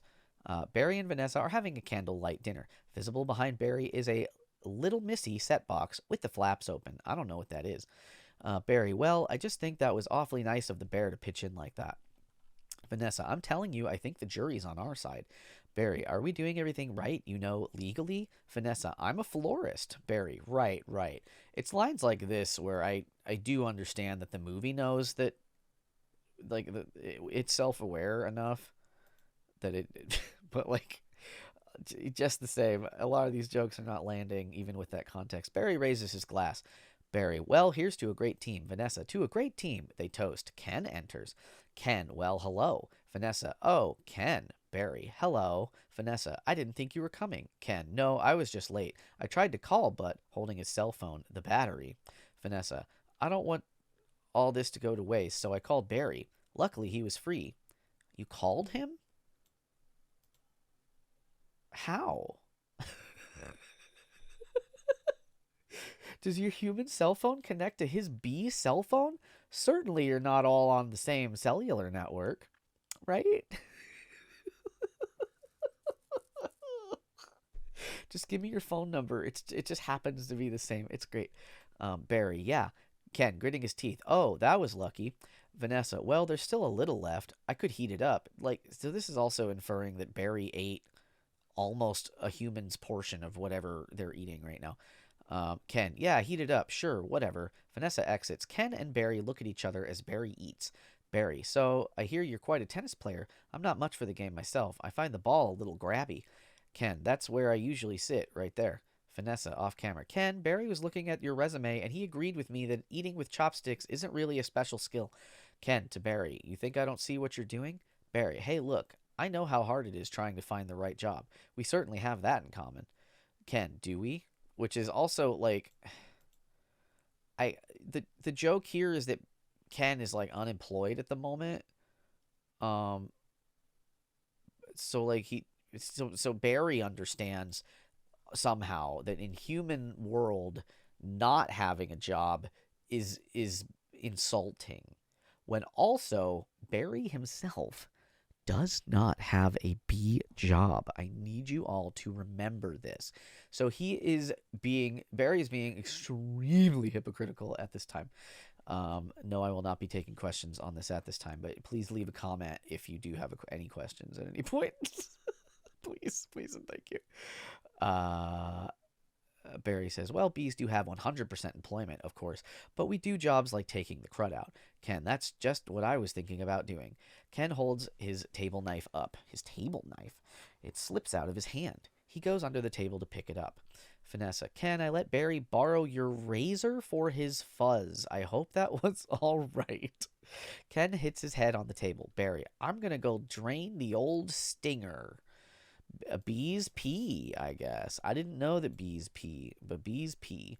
Ken, yeah, you do that. Barry exits to the bathroom, grabbing a small piece of a Variety magazine on the way.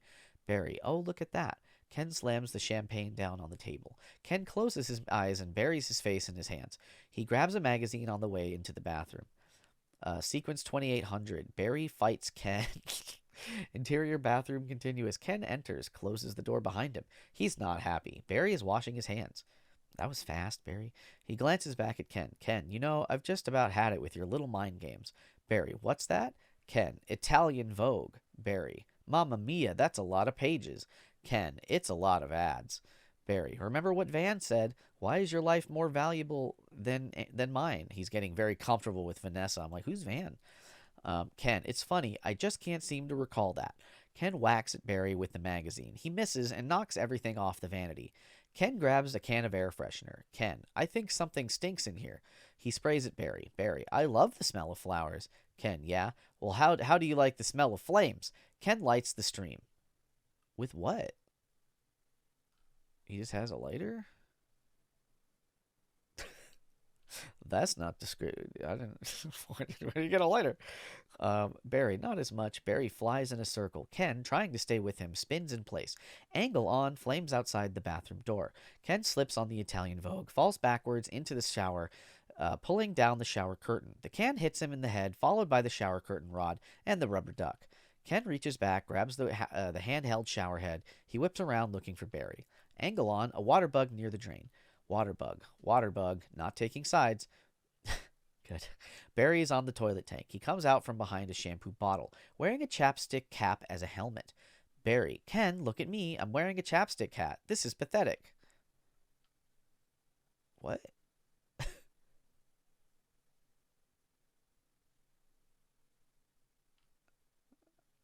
I don't know. Angle on Ken. I can't figure it out.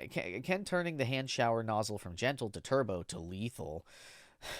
Ken, I've got issues. Ken fires the water at Barry, knocking him into the toilet.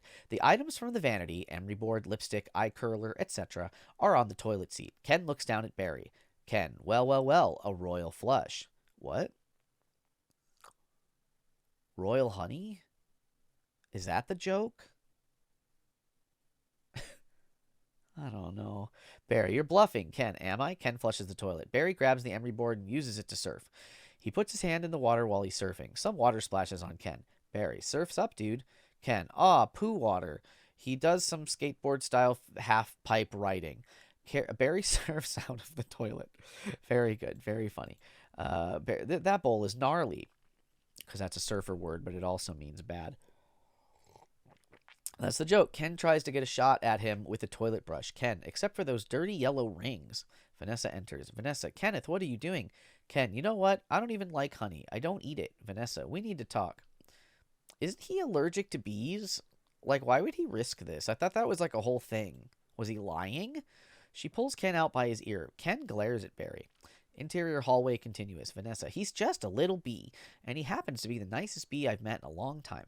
Long time? What are you talking about? Are there other bugs in your life? Thank you, Ken. Thank you. You're mostly sane. Vanessa, no, but there are other things bugging me in life, and you're one of them.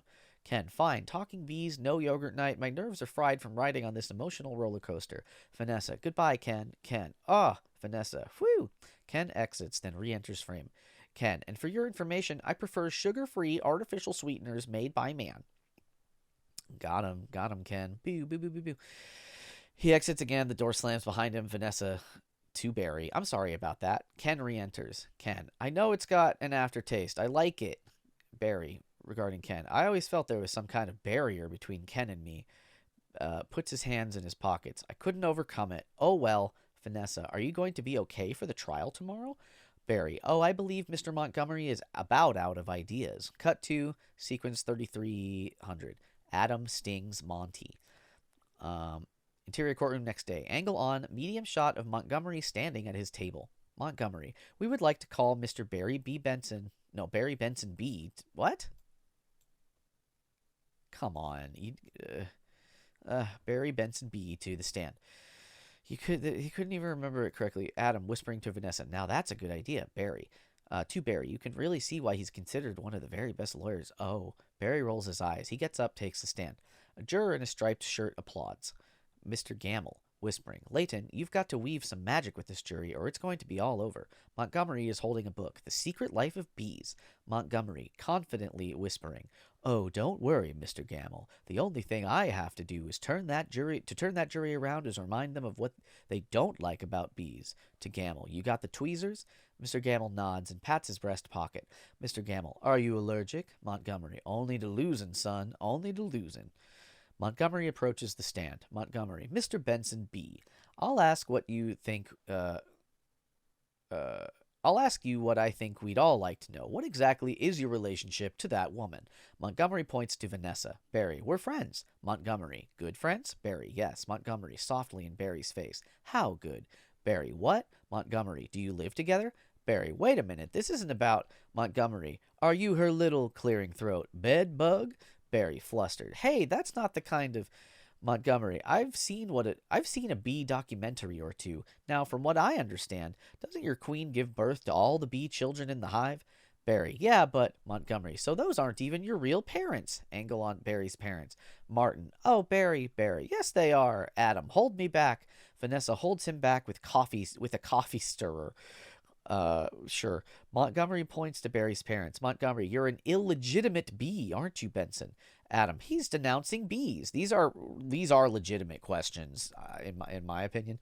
All the bees in the courtroom start to hum. There's a lot of bees in the courtroom? They're agitated. Montgomery, and don't y'all date your cousins? Vanessa, standing, letting go of Adam. Objection. Yeah, don't they have a lawyer? Where's their lawyer? Are they their own lawyers? Adam explodes from the table and flies towards Montgomery. Adam, I'm going to pincushion this guy. Montgomery turns around and positions himself by the judge's bench. He sticks his butt out. Montgomery winks at his team. Barry, Adam, don't. It's what he wants. Adam shoves Barry out of the way.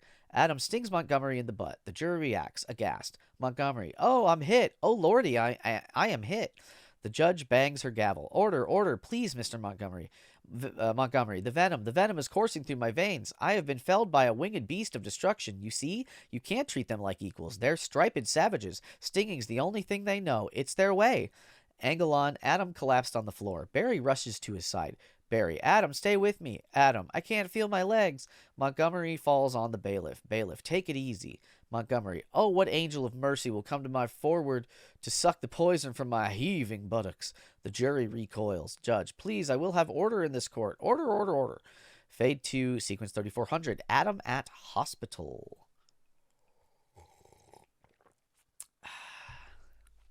We're doing pretty good. We're good on time. I'm liking this. Are you having fun? Let me know in the comments if you're having fun. That means you, Tama. I know you're listening to this. All right. Interior hospital, street level room, day. Press person number 1, voiceover. The case of the honeybees versus the human race took a pointed turn against the bees yesterday when one of their legal teams stung Leighton T. Montgomery. Now here's Dawn with the 5-day. A nurse lets Barry into the room. Barry carries a flower. Barry, thank you. How big is the flower? Like a bee-sized flower? What do you mean? Barry stands over Adam in a bed. Barry lays the flower down next to him. The TV is on. Barry, hey, buddy. Adam, hey. Barry, is there much pain? Adam has a bee-sized painkiller honey button near his head that he presses. Adam, pressing the button. Yeah, I blew the whole case, didn't I? Barry, oh, it doesn't matter. The important thing is that you're alive. You could have died. Adam, I'd be better off dead. Look at me. Adam throws the blanket from his lap, revealing a green sandwich sword stinger. What? Adam, voice cracking. They got it from the cat. Oh, like instead of his real stinger. They got it from the cafeteria. They got it from downstairs in a tuna sandwich. Look, there's still a little celery on it. Barry, what was it like to sting someone? Adam, I can't explain it. It was all adrenaline and then ecstasy. Barry looks at Adam. Barry, all right. Adam, you think that was all a trap? Barry, of course. I'm sorry. I flew us right into this. What were we thinking? Look at us. We're just a couple of bugs in this world. Adam, what do you think the humans will do if they to us if they win? Barry, I don't know. Adam, I hear they put roaches in motels. That's pretty good. That's a pretty good joke. That's like actually a funny joke. That doesn't sound too bad. Barry, Adam, they check in, but they don't check out. Adam gulps. Adam, oh my. Angle on the hospital window. We see 3 people smoking outside on a sidewalk. That's a children's movie. The smoke drifts in. Adam coughs. Adam, say, could you get a nurse to close that window? Barry, why? Adam, the smoke. Bees don't smoke. Barry, right. Bees don't smoke. Bees don't smoke. But some bees are smoking. Adam, that's it. That's our case. Adam starts putting his clothes on. Adam, it is? It's not over? Barry, no, get up, get dressed. I've got to go somewhere. You get back to court and stall. Stall any way you can. Sequence 3500, smoking gun. Interior courtroom the next day. Adam is folding a piece of a paper into a boat. And assuming you've done step 29 correctly, you're ready for the tub. Angle on the jury, all with paper boats of their own. Jurors, ooh, angle on Montgomery, frustrated with Gamble, who's making a boat also. Montgomery crumples Gamble's boat and throws it at him. Judge, Mr. Flamin. Adam, yes, Your Honor. Judge, where is the rest of your team? Adam, fumbling with his sword stinger. Well, Your Honor, it's interesting. You know bees are trained to fly kind of haphazardly, and as a result, quite often we don't make very good time. I actually once heard a pretty funny story about a bee. Montgomery, Your Honor, haven't these ridiculous bugs taken up enough of this court's valuable time? Montgomery rolls out from behind his table. He's suspended in a large baby chair with wheels. Very good. Montgomery, how much longer are we going to allow these absurd shenanigans to go on? They have presented no compelling evidence to support their charges against my clients, who have all run perfectly legitimate businesses. I move for a complete dismissal of this entire case. Judge, Mr. Flamin, I am afraid I'm going to have to consider Mr. Montgomery's motion. Adam, but you can't. We have a terrific case. Montgomery, so where is your proof? Where is the evidence? Show me the smoking gun. Barry bursts through the door. Hell yeah. Hold it, Your Honor, says Barry. You want a smoking gun? Here's your smoking gun. How did he hear what the judge said? He was outside. Vanessa enters, holding a bee smoker. Vanessa slams the beekeeper's smoker onto the judge's bench. Judge, what is that? Barry, it's a bee smoker. Montgomery grabs the smoker. What, this? Montgomery, this harmless little contraption, this couldn't hurt a fly, let alone a bee. I thought I was going to burp. Maybe I am. Did you hear it? Sorry.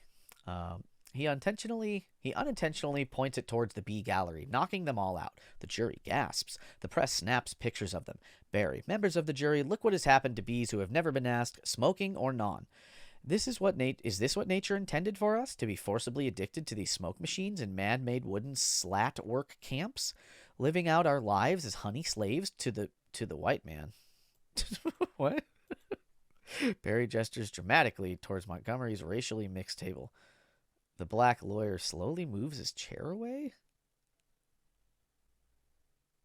Oh. I don't know. I don't get it. What? This feels very 2007. Gamble, what are we going to do? Montgomery to Pross. He's playing the species card. Barry lands on the scales of justice by the judge's bench. It balances as he lands. Barry, ladies and gentlemen, please free these bees. Angle on jury chanting, free the bees. Judge, the court finds in favor of the bees. I thought that was a jury. There literally wasn't the judge just decided. What was the jury there for? Why was the jury there? The chaos continues. Barry flies over to Vanessa with his hand up for a high five. Barry, Vanessa, we won. Vanessa, yay, I knew you could do it. High five. She high fives Barry, sending him crashing to the table. He bounces right back up. Vanessa, oh, sorry. Barry, ow, I'm okay. Vanessa, do you know what this means? All the honey is finally going to belong to the bees. Now we won't have to work so hard all the time. Montgomery approaches Barry, surrounded by the press. The cameras and microphones go to Montgomery. Montgomery, waving a finger. This is an unholy perversion of the balance of nature, Benson. You'll regret this. Angle on Barry's deer in headlights expression as the press pushes microphones in his face. Press person 1. Barry, how much honey do you think is out there? Barry, all right, one at a time. Sarah, Barry, who are you wearing? Barry, my sweater is Ralph Lauren, and I have no pants. The second part is funny. The first part doesn't make any sense. The press follows Barry as he exits. Angle on Adam and Vanessa. Adam, putting papers away. What if Montgomery's right? Vanessa, what do you mean? Adam, we've been living the bee way for a long time. 27 million years. Dissolve to sequence 3600. Honey Roundup. Yummy. I've almost had all my cup. Sarah, exterior honey farms apiary montage. Sarah, voiceover. Congratulations on your victory. What are you going to demand as the settlement? Barry, voiceover. Over montage. First, we're going to demand a complete shutdown of all bee work camps. Then we want to get back all the honey that was ours to begin with, every last drop. We demand an end to the glorification of the bear as anything more than a filthy, smelly, big-headed, bad breath stink machine. I believe we're all aware of what they do in the woods. We will no longer tolerate derogatory B-negative nicknames, unnecessary inclusion of honey in bogus health products, and la-di-da tea time human snack time snack garnishments. Sure, that's reasonable. Montage images. Close up of an ATF jacket with the yellow letters. Camera pulls back. We see an army of bee and human agents wearing hastily made alcohol, tobacco, firearms, and honey jackets. Barry supervises. The gate to honey farms is locked permanently. All of the smokers are collected and locked up. All the bees leave the apiary. Exterior ATF outside of supermarket. Montage. Agents begin yakking honey off the supermarket shelves and out of shopping bags. Yanking. Honey, not yakking. Cut to exterior New Hive City montage. The bees tear down a honey bear statue. Cut to exterior Yellowstone Forest montage. POV of a sniper's crosshairs. An animated bear character look-alike turns his head towards the camera. They can't say it looks like Yogi. Barry, wait for my signal. Angle on. Barry, lowering his binoculars. Barry, take him out. The sniper shoots the bear. What? And hits him in the shoulder. The bear looks at it. He gets okay. They didn't murder it. He gets woozy, and the honey jar falls out of his lap. And ATF and H agent catches it. ATF and H agent to the bear's pig friend. He'll have a little nausea for a few hours, and then he'll be fine. Why does the bear have a pig friend? That's very silly. Cut to exterior Sting's house montage. ATF and H agents slap cuffs on Sting, the musician who is meditating. Sting, but it's just a prance about stage name. Cut to interior, a woman's shower montage. What? A woman is taking a shower and using honey shampoo. An ATF agent pulls the shower curtain aside and grabs her bottle of shampoo. The woman screams. An agent turns to the three other agents and Barry. Angle on, Barry looking at the label on the shampoo bottle, shaking his head and writing it in his clipboard. Okay, so like, how fat is Barry at all these places? Because like, this is like a real Santa situation. Like, how are they going into literally everyone's home to remove all this? You know what I mean? Did they get it all done in one night? That's crazy.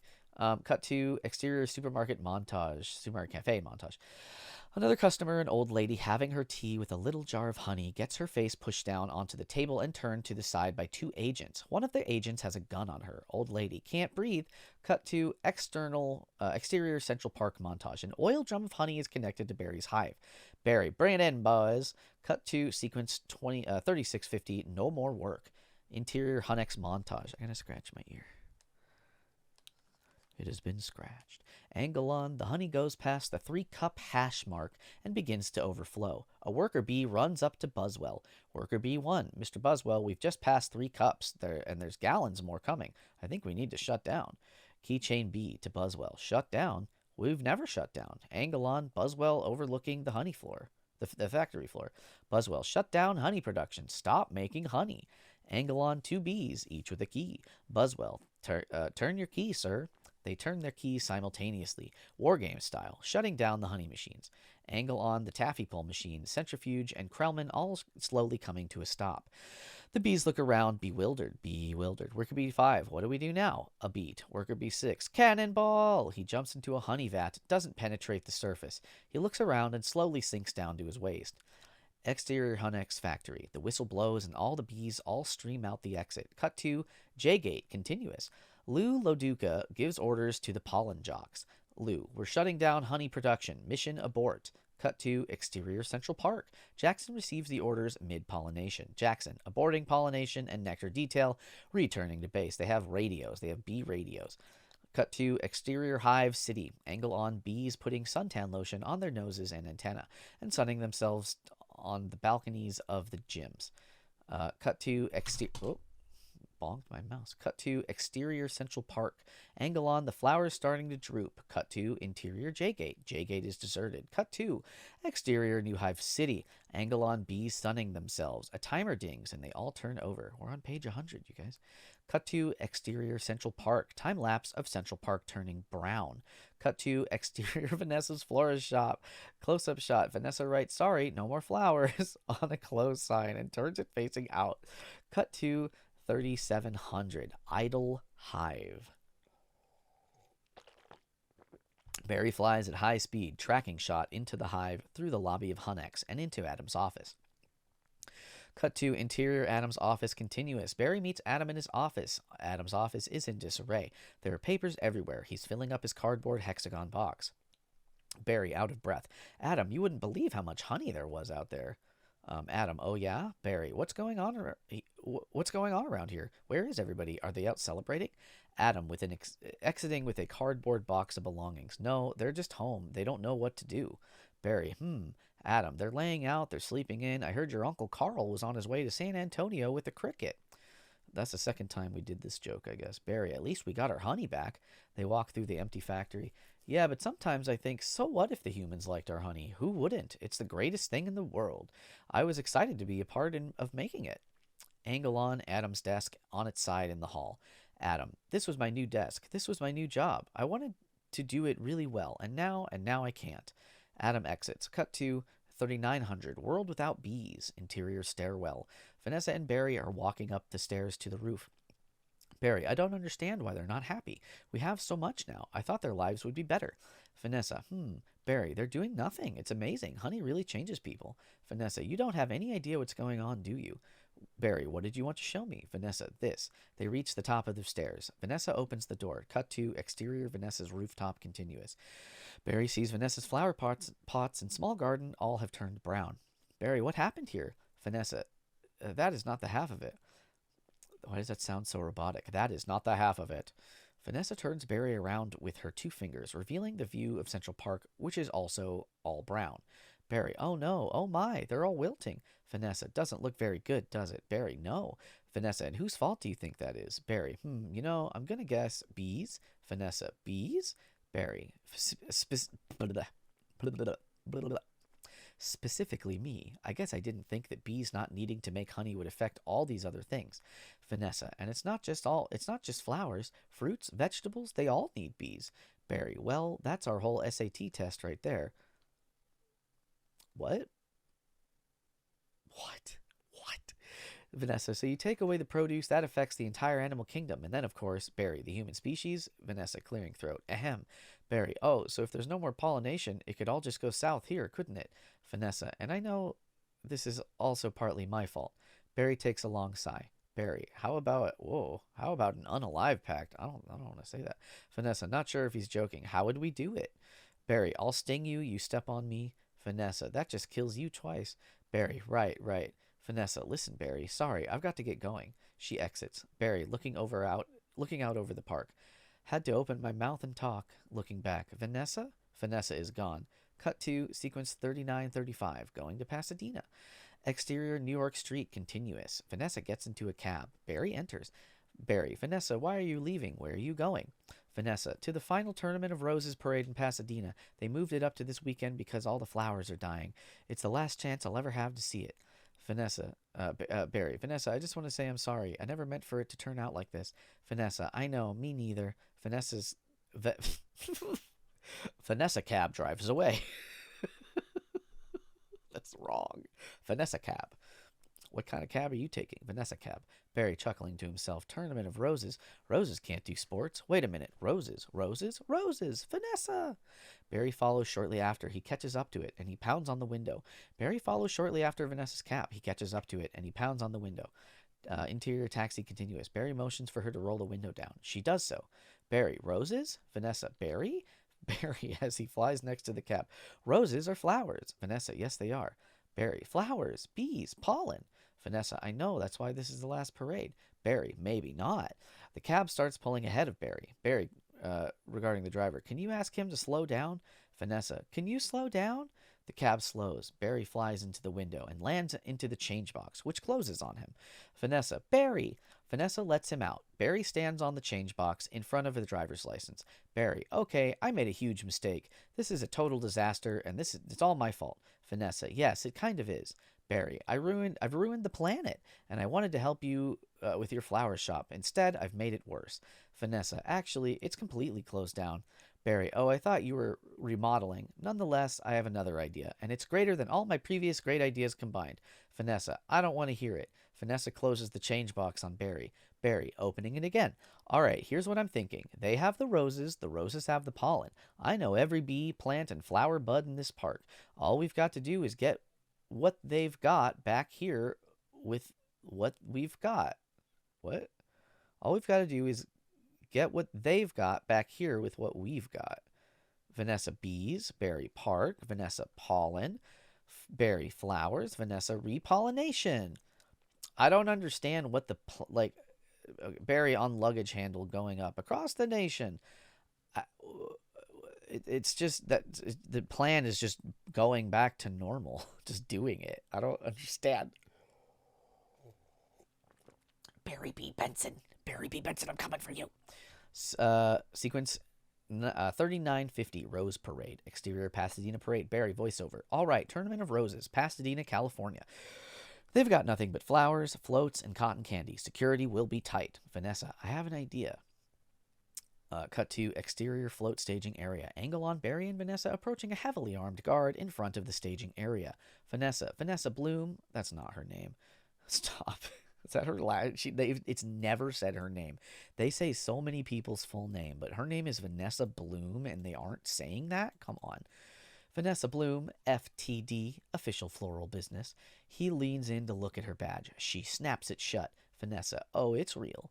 Heavily armed guard. Sorry, ma'am. That's a nice brooch, by the way. Vanessa, thank you. It was a gift. They enter the staging area. Barry, voiceover. Then, once we're inside, we just pick the right float. Vanessa, how about the princess and the pea? Barry, yeah. Vanessa, I can be the princess, and Barry, yes, I think. Vanessa, you could be. Barry, I've. Vanessa, the pea. Barry, got it. Why? What? Why? Yeah. Okay. Cut to exterior float staging area. A few moments later, Barry, dressed as a pea, flies. Why not? Just as a pea flies up and hovers in front of the princess on a Princess and the Pea float. The float is sponsored by Inflatabed, and the sign reads Inflatabed. If it blows, it's ours. Barry, sorry I'm late. Where should I sit? Princess, what are you? Barry, I believe I'm the pea. Princess, the pea? It's supposed to be under the mattress. Barry, not in this fairy tale, sweetheart. What? Princess, I'm going to go talk to the marshal. Barry, you do that. This whole parade is a fiasco. She exits. Vanessa Why is he so confrontational to everyone all the time except for Vanessa? She exits. Vanessa removes the stepladder. The princess falls. Barry and Vanessa take off in the float. Barry continued. Let's see what this baby will do. Angle on the guy with headset talking to drivers. Headset guy. Hey! The float zooms by. A young child is in the stands. Timmy cries. Cut to exterior float staging area. A few moments later. Angle on Vanessa putting the princess hat on. Barry, voiceover. Then all we do is blend in with the traffic without arousing suspicion. Cut to exterior, the parade route continuous. The floats go flying by the crowds. Barry and Vanessa's float crashes through the fence. Cut to exterior LA freeway. Vanessa and Barry speed, dodging and weaving down the freeway. Barry, voiceover. And once we're at the airport, there's no stopping us. The airport? Cut to exterior LAX airport. Barry and Vanessa pull up to the curb in front of a TSA agent with clipboard. TSA agent, stop, security. Did you and your insect pack your own float? Vanessa, off camera. Yes, TSA agent has this float. Airport jokes. Been in your possession the whole time. Vanessa, off camera. Since the parade, yes. Angle on. Barry holding his shoes. TSA agent, would you remove your shoes and everything in your pockets? Can you remove your stinger, sir? Barry, that's part of me. TSA agent, I know, just having some fun. Enjoy your flight. It's so fun. Could you maybe just end yourself just as a quick little joke, little bee? Could you do that for me? Cut to exterior run. Blah. It's water time. Page 111 approaches. Exterior runway. Barry and Vanessa's airplane takes off. Barry off camera. Then, if we're lucky, we'll have just enough pollen to do the job. To solve to sequence 4025. Cockpit fight. Interior airplane. Vanessa is on the table. Barry is on the laptop calculating flowers, pollen, number of bees, airspeed, etc. He does a stomp dance on the keyboard. Like the play. Very topical. Barry, can you believe how much... Barry, can you believe how lucky we are? We have just enough pollen to do the job. I think this is going to work, Vanessa. Vanessa, it's got to work. Pilot, voiceover. Attention passengers. This is Captain Scott. I'm afraid we have a bit of bad weather in the New York area. Looks like we're going to be experiencing a couple of hours delay. Vanessa, Barry, these are cut flowers with no water. They'll never make it. Barry, I've got to get up there and talk to these guys. Vanessa, be careful. We just got to do it. Barry flies up the cockpit door. Cut to cockpit interior continuous. A female flight attendant, Angela, she gets a name, is in the cockpit with pilots. There's a knock at the door. Barry, CO. See, I think this is supposed to be off camera, but it's typed wrong. Maybe that's why I got confused before. At the beginning. Hey, can I get some help with the Sky Mall magazine? I'd like to order the talking inflatable travel pool filter. You see, everyone, you used to be able to order things from magazines. Anyways, Angela to the pilots, irritated. Excuse me. Cut to exterior cabin continuous. Angela opens a cockpit door and looks around. She doesn't see anybody. Angle on Barry hidden on the yellow and black caution stripe. As Angela looks around, Barry zips into the cockpit. Cut to interior cockpit. Barry, excuse me, Captain. I am in a real situation here. Pilot, pulling an earphone back to the co-pilot. What did you say, Hal? Co-pilot, I didn't say anything. Pilot, he sees Barry. B. Barry, no, don't freak out. There's a chance my entire species. Co-pilot, taking off his earphones. The pilot grabs a dustbuster vacuum cleaner. He aims it around, trying to vacuum up Barry. The co-pilot faces camera as the pilot tries to suck Barry up. Barry is on the other side of the co-pilot. As they do-si-do, the toupee of the co-pilot begins to come up, still attached to the front. Co-pilot, what are you doing? Stop. The toupee comes off of the co-pilot's head and sticks in the dustbuster. Barry runs across the bald head. Barry, wait a minute. I'm an attorney. Co-pilot, who's an attorney? Pilot, don't move. The pilot uses the dustbuster to try and mash Barry, who is hovering in front of the co-pilot's nose, and knocks out of the co-pilot, who falls out of his chair, hitting the life raft release button. The life raft inflates, hitting the pilot, knocking him onto a wall and out cold. Barry surveys the situation. Barry. Cut to interior airplane cabin. Vanessa studies her laptop, looking serious. Sound effects, PA crackle. Barry, voiceover. In captain voice. Good afternoon, passengers. This is your captain speaking. Would a Miss Vanessa Bloom in 24F please report to the cockpit, and please hurry. Angle on the aisle, and Vanessa head popping up. What? Vanessa head. Interior cockpit. Vanessa enters. Vanessa, what happened here? Barry, I tried to talk to them, but then there was a dustbuster, a toupee, a life raft exploded. Now one's bald, one's in a boat, and they're both unconscious. Vanessa, is that another bee joke? Barry, no one's flying the plane. The air traffic controller, Bud, speaks over the radio. Bud, this is JFK Control Tower. Flight 356, what's your status? Vanessa presses a button and the intercom comes on. Vanessa, this is Vanessa Bloom. I'm a florist from New York. Bud, where's the pilot? Vanessa, he's unconscious and so is the co-pilot. Bud, not good. Is there anyone on board who has flight experience? Barry, as a matter of fact, there is. Bud, who's that? Vanessa, Barry Benson. Bud, from the Honey Trial? Oh, great. Why is that? What do you mean? What do you mean? Vanessa, Barry. Vanessa, this is nothing more than a big metal tree. It's got giant wings, huge engines, or giant metal bee. It's got giant wings, huge engines. Vanessa, I can't fly a plane. Barry, why not? Isn't John Travolta a pilot? Vanessa, yes. Barry, how hard could it be? What? Vanessa, wait a minute. Barry, we're headed into some lightning. Cut to, Vanessa shrugs and takes the controls. Sequence 4150, Barry flies plane. Interior Benson house. The family is all huddled around a TV at the Benson house. Angle on TV. Bob Bumble is broadcasting. Bob Bumble. This is Bob Bumble. We have some late breaking news from JFK Airport, where a very suspenseful scene is developing. Barry Benson, fresh off his stunning legal victory. Adam sprays a can of Honey Whip into his mouth. Adam, that's Barry. Bob Bumble is now attempting to land a plane loaded with people, flowers, and an incapacitated flight crew. Everyone, flowers? Cut to interior air traffic control tower. Bud, hold on. Wet my whistle. Don't take that out of context. Bud, we have an electrical storm in the area and 2 individuals at the controls of a jumbo jet with absolutely no flight experience. Jeanette Chung, just a minute. Mr. Ditchwater, there's a honeybee on that plane. Bud, I'm quite familiar with Mr. Benson's work and his no-account compadres. Haven't they done enough damage already? Jeanette, but isn't he your only hope right now? Bud, come on, technically a bee shouldn't be able to fly at all. As the beginning of the movie told us. Cut to interior cockpit. Barry reacts. But the wings are too small, their bodies are too big. Over PA, hey, hold on a second. Haven't we heard this a million times? The surface area of the wings and the body mass doesn't make sense. Jeanette, get this on the air. Cameraman, you got it. Cut to interior BTV control room. An engineer throws a switch. B engineer, stand by. We're going live. The on-air sign illuminates. Cut to interior various shots of New Hive City. The news reports play on TV. The pollen jocks are sitting around playing paddleball, Wheel O, and one of them is spinning his helmet on his finger. Buzzwell is in an office cubicle playing computer solitaire.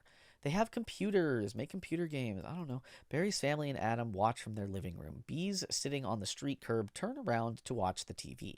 Barry, Mr. Ditchwater, the way we work may be a mystery to you because making honey takes a lot of bees doing a lot of small jobs. But let me tell you something about a small job. If you do it really well, it makes a big difference, more than we realize. To us, everyone, to everyone. That's why I want to get the bees back to doing what we do best. Barry continued, working together. That's the bee way. We're not made of jello. We get behind a fellow. Black and yellow. Crowd of bees. Hello. Cut to interior cockpit. Barry is giving orders to Vanessa. Barry, left, right, down, hover. Vanessa, hover? Barry, forget hover. Vanessa, you know what? This isn't so hard. Vanessa pretends to honk the horn. Vanessa, beep, beep, beep, beep. A bolt of lightning hits the plane. The plane takes a sharp dip. Vanessa, Barry, what happened? Barry, noticing the control panel. Wait a minute. I think we were on autopilot that whole time. Vanessa, that might have been helping me.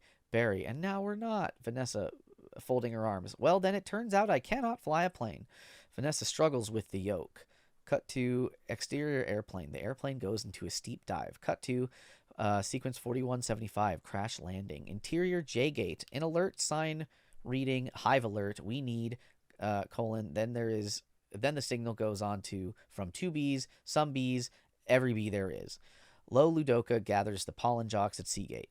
Lou, all of you, let's get behind this fellow. Move it out. The bees follow Lou and exit J-gate. Cut to interior airplane cockpit. Barry, our only chance is if we do what I would do, and you copy me with the wings of the plane. Vanessa, you don't have to yell. Barry, I'm not yelling. We happen to be in a lot of trouble here.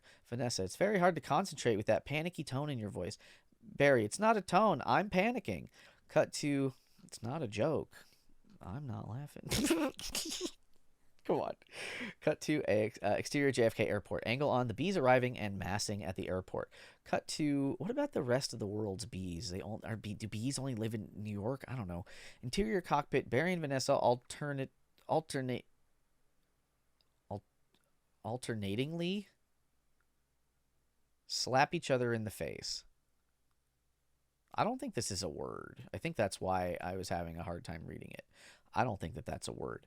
Vanessa, I don't think I can do this. Barry, Vanessa, pull yourself together. Listen to me. You've got to snap out of it. Vanessa, you snap out of it. Barry, you snap out of it. Vanessa, you snap out of it. Barry, you snap out of it. Vanessa, you snap out of it. Cut to exterior airplane. A gigantic swarm of bees flies in to hold the plane up. Cut to, this is the end of the movie, I think. Interior cockpit continuous. Barry, you snap out of it. Vanessa, you snap out of it. Barry, you snap. Vanessa, hold on. Barry, about to slap her again. Why? Come on, it's my turn. Vanessa, how is the plane flying? Barry's antenna ring. Barry, I don't know. Answering. Hello? Cut to exterior airplane. Angle on the underside of the plane. The pollen jocks have massed all around the underbelly of the plane and are holding it up. Lou, hey Benson, have you got any flowers for a happy occasion in there? Cut to interior cockpit. Lou, Buzz, Splits, and Jackson come up alongside the cockpit. Barry, the pollen jocks. Vanessa, they do get behind a fellow. Barry, black and yellow. Lou, hello. Overhead set. Lou, all right, you two, what do you say we drop this tin can on the blacktop? Vanessa, what blacktop? Where? I can't see anything. Can you? Barry, no, nothing. It's all cloudy. Cut to exterior runway. Adam shouts, come on, you've got to think bee, Barry. Thinking bee, says Adam. Angle on overhead shot of runway. The bees are in the formation of a flower. In unison, they move, causing the flower to flash yellow and black. Bees chanting, thinking bee. Thinking bee. Cut to interior cockpit. We see through the swirling mist and clouds. A giant shape of a flower is forming in the middle of a runway. Barry, wait a minute. I think I'm feeling something. Vanessa, what? I don't know, but it's strong and it's pulling me like a 27-million-year-old instinct. Bring the nose of the plane down. Exterior runway. All the bees are on the runway chanting thinking bee. Cut 2, interior control tower. Rick, what in the world is on the tarmac? Angle on Dave Otts? Dave OTS on what? Angle on Dave. Over the shoulder. Dave over the shoulder. Onto runway, seeing a flower being formed by millions of bees. Millions and millions of bees. Buzz, get some light on that. Cut to exterior runway. Angle on aircraft landing light scaffold by the side of the runway, illuminating the bees in their flower formation. Interior cockpit. Barry, Vanessa, aim for the flower. Vanessa, oh, okay. Barry, cut the engines. Vanessa, cut the engines. Barry, we're going in on bee power. Ready, boys? Lou, affirmative. Cut to interior airplane cockpit. Barry, good, easy now. Land on that flower. Ready, boys? Give me full reverse. Lou, spin it around. The plane attempts to land on top of an Alola Airlines plane with flowers painted on it. Barry, voiceover. I mean the giant black and yellow pulsating flower made of millions of bees. Vanessa, which flower? Barry, that flower. Vanessa, I'm aiming at the flower. The plane goes after a fat guy in a Hawaiian shirt. Barry, that's a fat guy in a flowered shirt. The other flower, the big one. He snaps a photo and runs away. The fat guy? Okay. Barry, full forward. Ready, boys? Nose down. Bring your tail up. Rotate around it. Vanessa, oh, this is insane, Barry. Barry, this is the only way I know how to fly. Cut to air traffic control tower. Bud, am I cuckoo, or is this plane flying in an insect-like pattern? Cut to exterior runway. Barry, voiceover. Get your nose in there. Don't be afraid of it. Smell it. Full reverse. Easy. Just drop it. Be a part of it. Aim for the center. Now drop it in, woman. The plane hovers and maneuvers, landing in the center of a giant flower like a bee. Thank you for the clarification.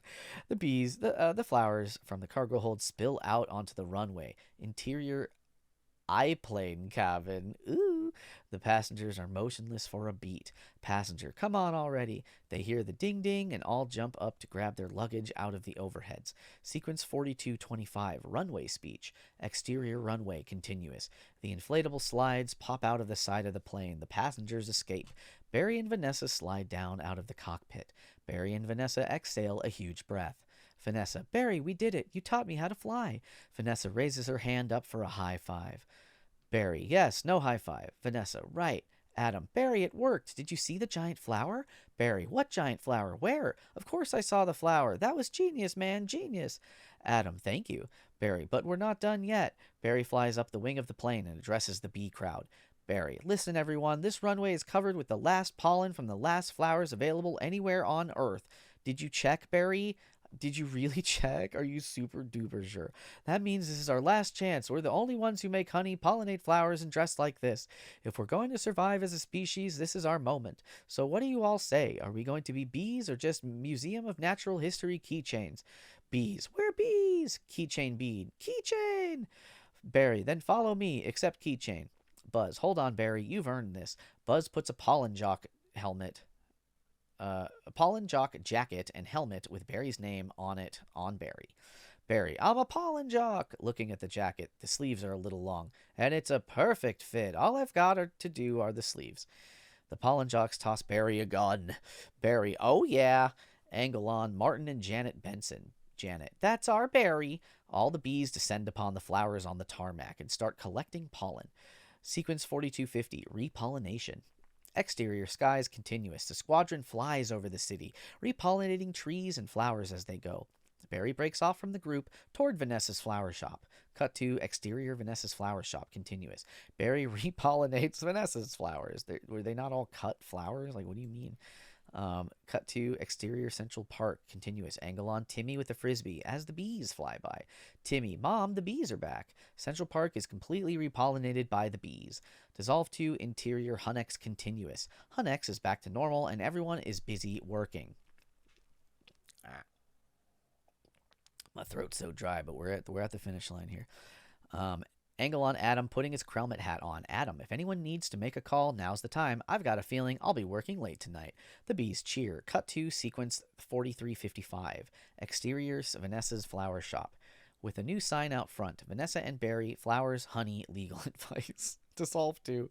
Interior flower counter. Vanessa doing a brisk trade with many customers. Cut to interior flower shop. Continuous. Vanessa is selling flowers. In the background, there are shelves stocked with honey. Vanessa off camera. Don't forget these. Have a great afternoon. Yes, can I help you? Who's next? Would you like some honey with that? It is B approved. Sign in the back room door reads Barry Benson, Insects at Law. That's what? You need more than one. You need more than one name to be insects at law. You need two of them. Are bees insects? I don't know what makes an insect an insect. Tell me in the comments. Camera moves into the back room. Angle on Barry. Angle on Barry's cow client. Cow. Milk, cream, cheese. It's all me, and I don't see a nickel. Barry. Uh-huh. Cow breaking down. Sometimes I just feel like a piece of meat. Barry. I had no idea. Vanessa. Barry, I'm sorry. Have you got a moment? Barry. Would you excuse me? My mosquito associate here will be able to help you. Mooseblood enters. Mooseblood. Sorry I'm late. Cow. He's a lawyer too. Mooseblood. Ma'am, I was already a blood-sucking parasite. All I needed was a briefcase. Very good. Angle on flower counter. Vanessa to customer. Have a great afternoon. To Barry. Barry, I just got this huge tulip order for a wedding, and I can't get them anywhere. Barry. Not a problem, Vanny. Just leave it to me. I hate that. Vanessa turns back to deal with the customer. Vanessa, you're a lifesaver, Barry. To the next customer. Can I help? Who's next? Who's next? Angle on. Vanessa smiling back at Barry. Barry smiles too, then snaps himself out of it. Barry speaks into his antenna. All right, scramble jocks, it's time to fly. Vanessa, thank you, Barry. Exterior flower shop continuous. Angle on. Ken and Andy walking down the street. Noticing the new sign. Ugh, what in the world? It's that bee again. Andy, guiding Ken protectively. Let it go, Kenny. Ken, that bee is living my life. When will this nightmare end? Andy, let it all go. They don't break stride. Angle on, camera in front of Barry as he flies out of the door and up into the sky. Paul and Jacques fold in formation behind him as they zoom into the park. Barry to Splits, beautiful day to fly. Jackson, sure is. Barry, between you and me, I was dying to get out of that office. Fade out. And that was the whole B movie script. Thank you so much for watching. If you enjoyed this, please give the video a like, subscribe if you're not. Leave a comment. What was your favorite part? Was it the part where he said he liked jazz? Because that was my favorite part. Okay, I love you. You're all my little honeybees. Good night. Goodbye. I love you.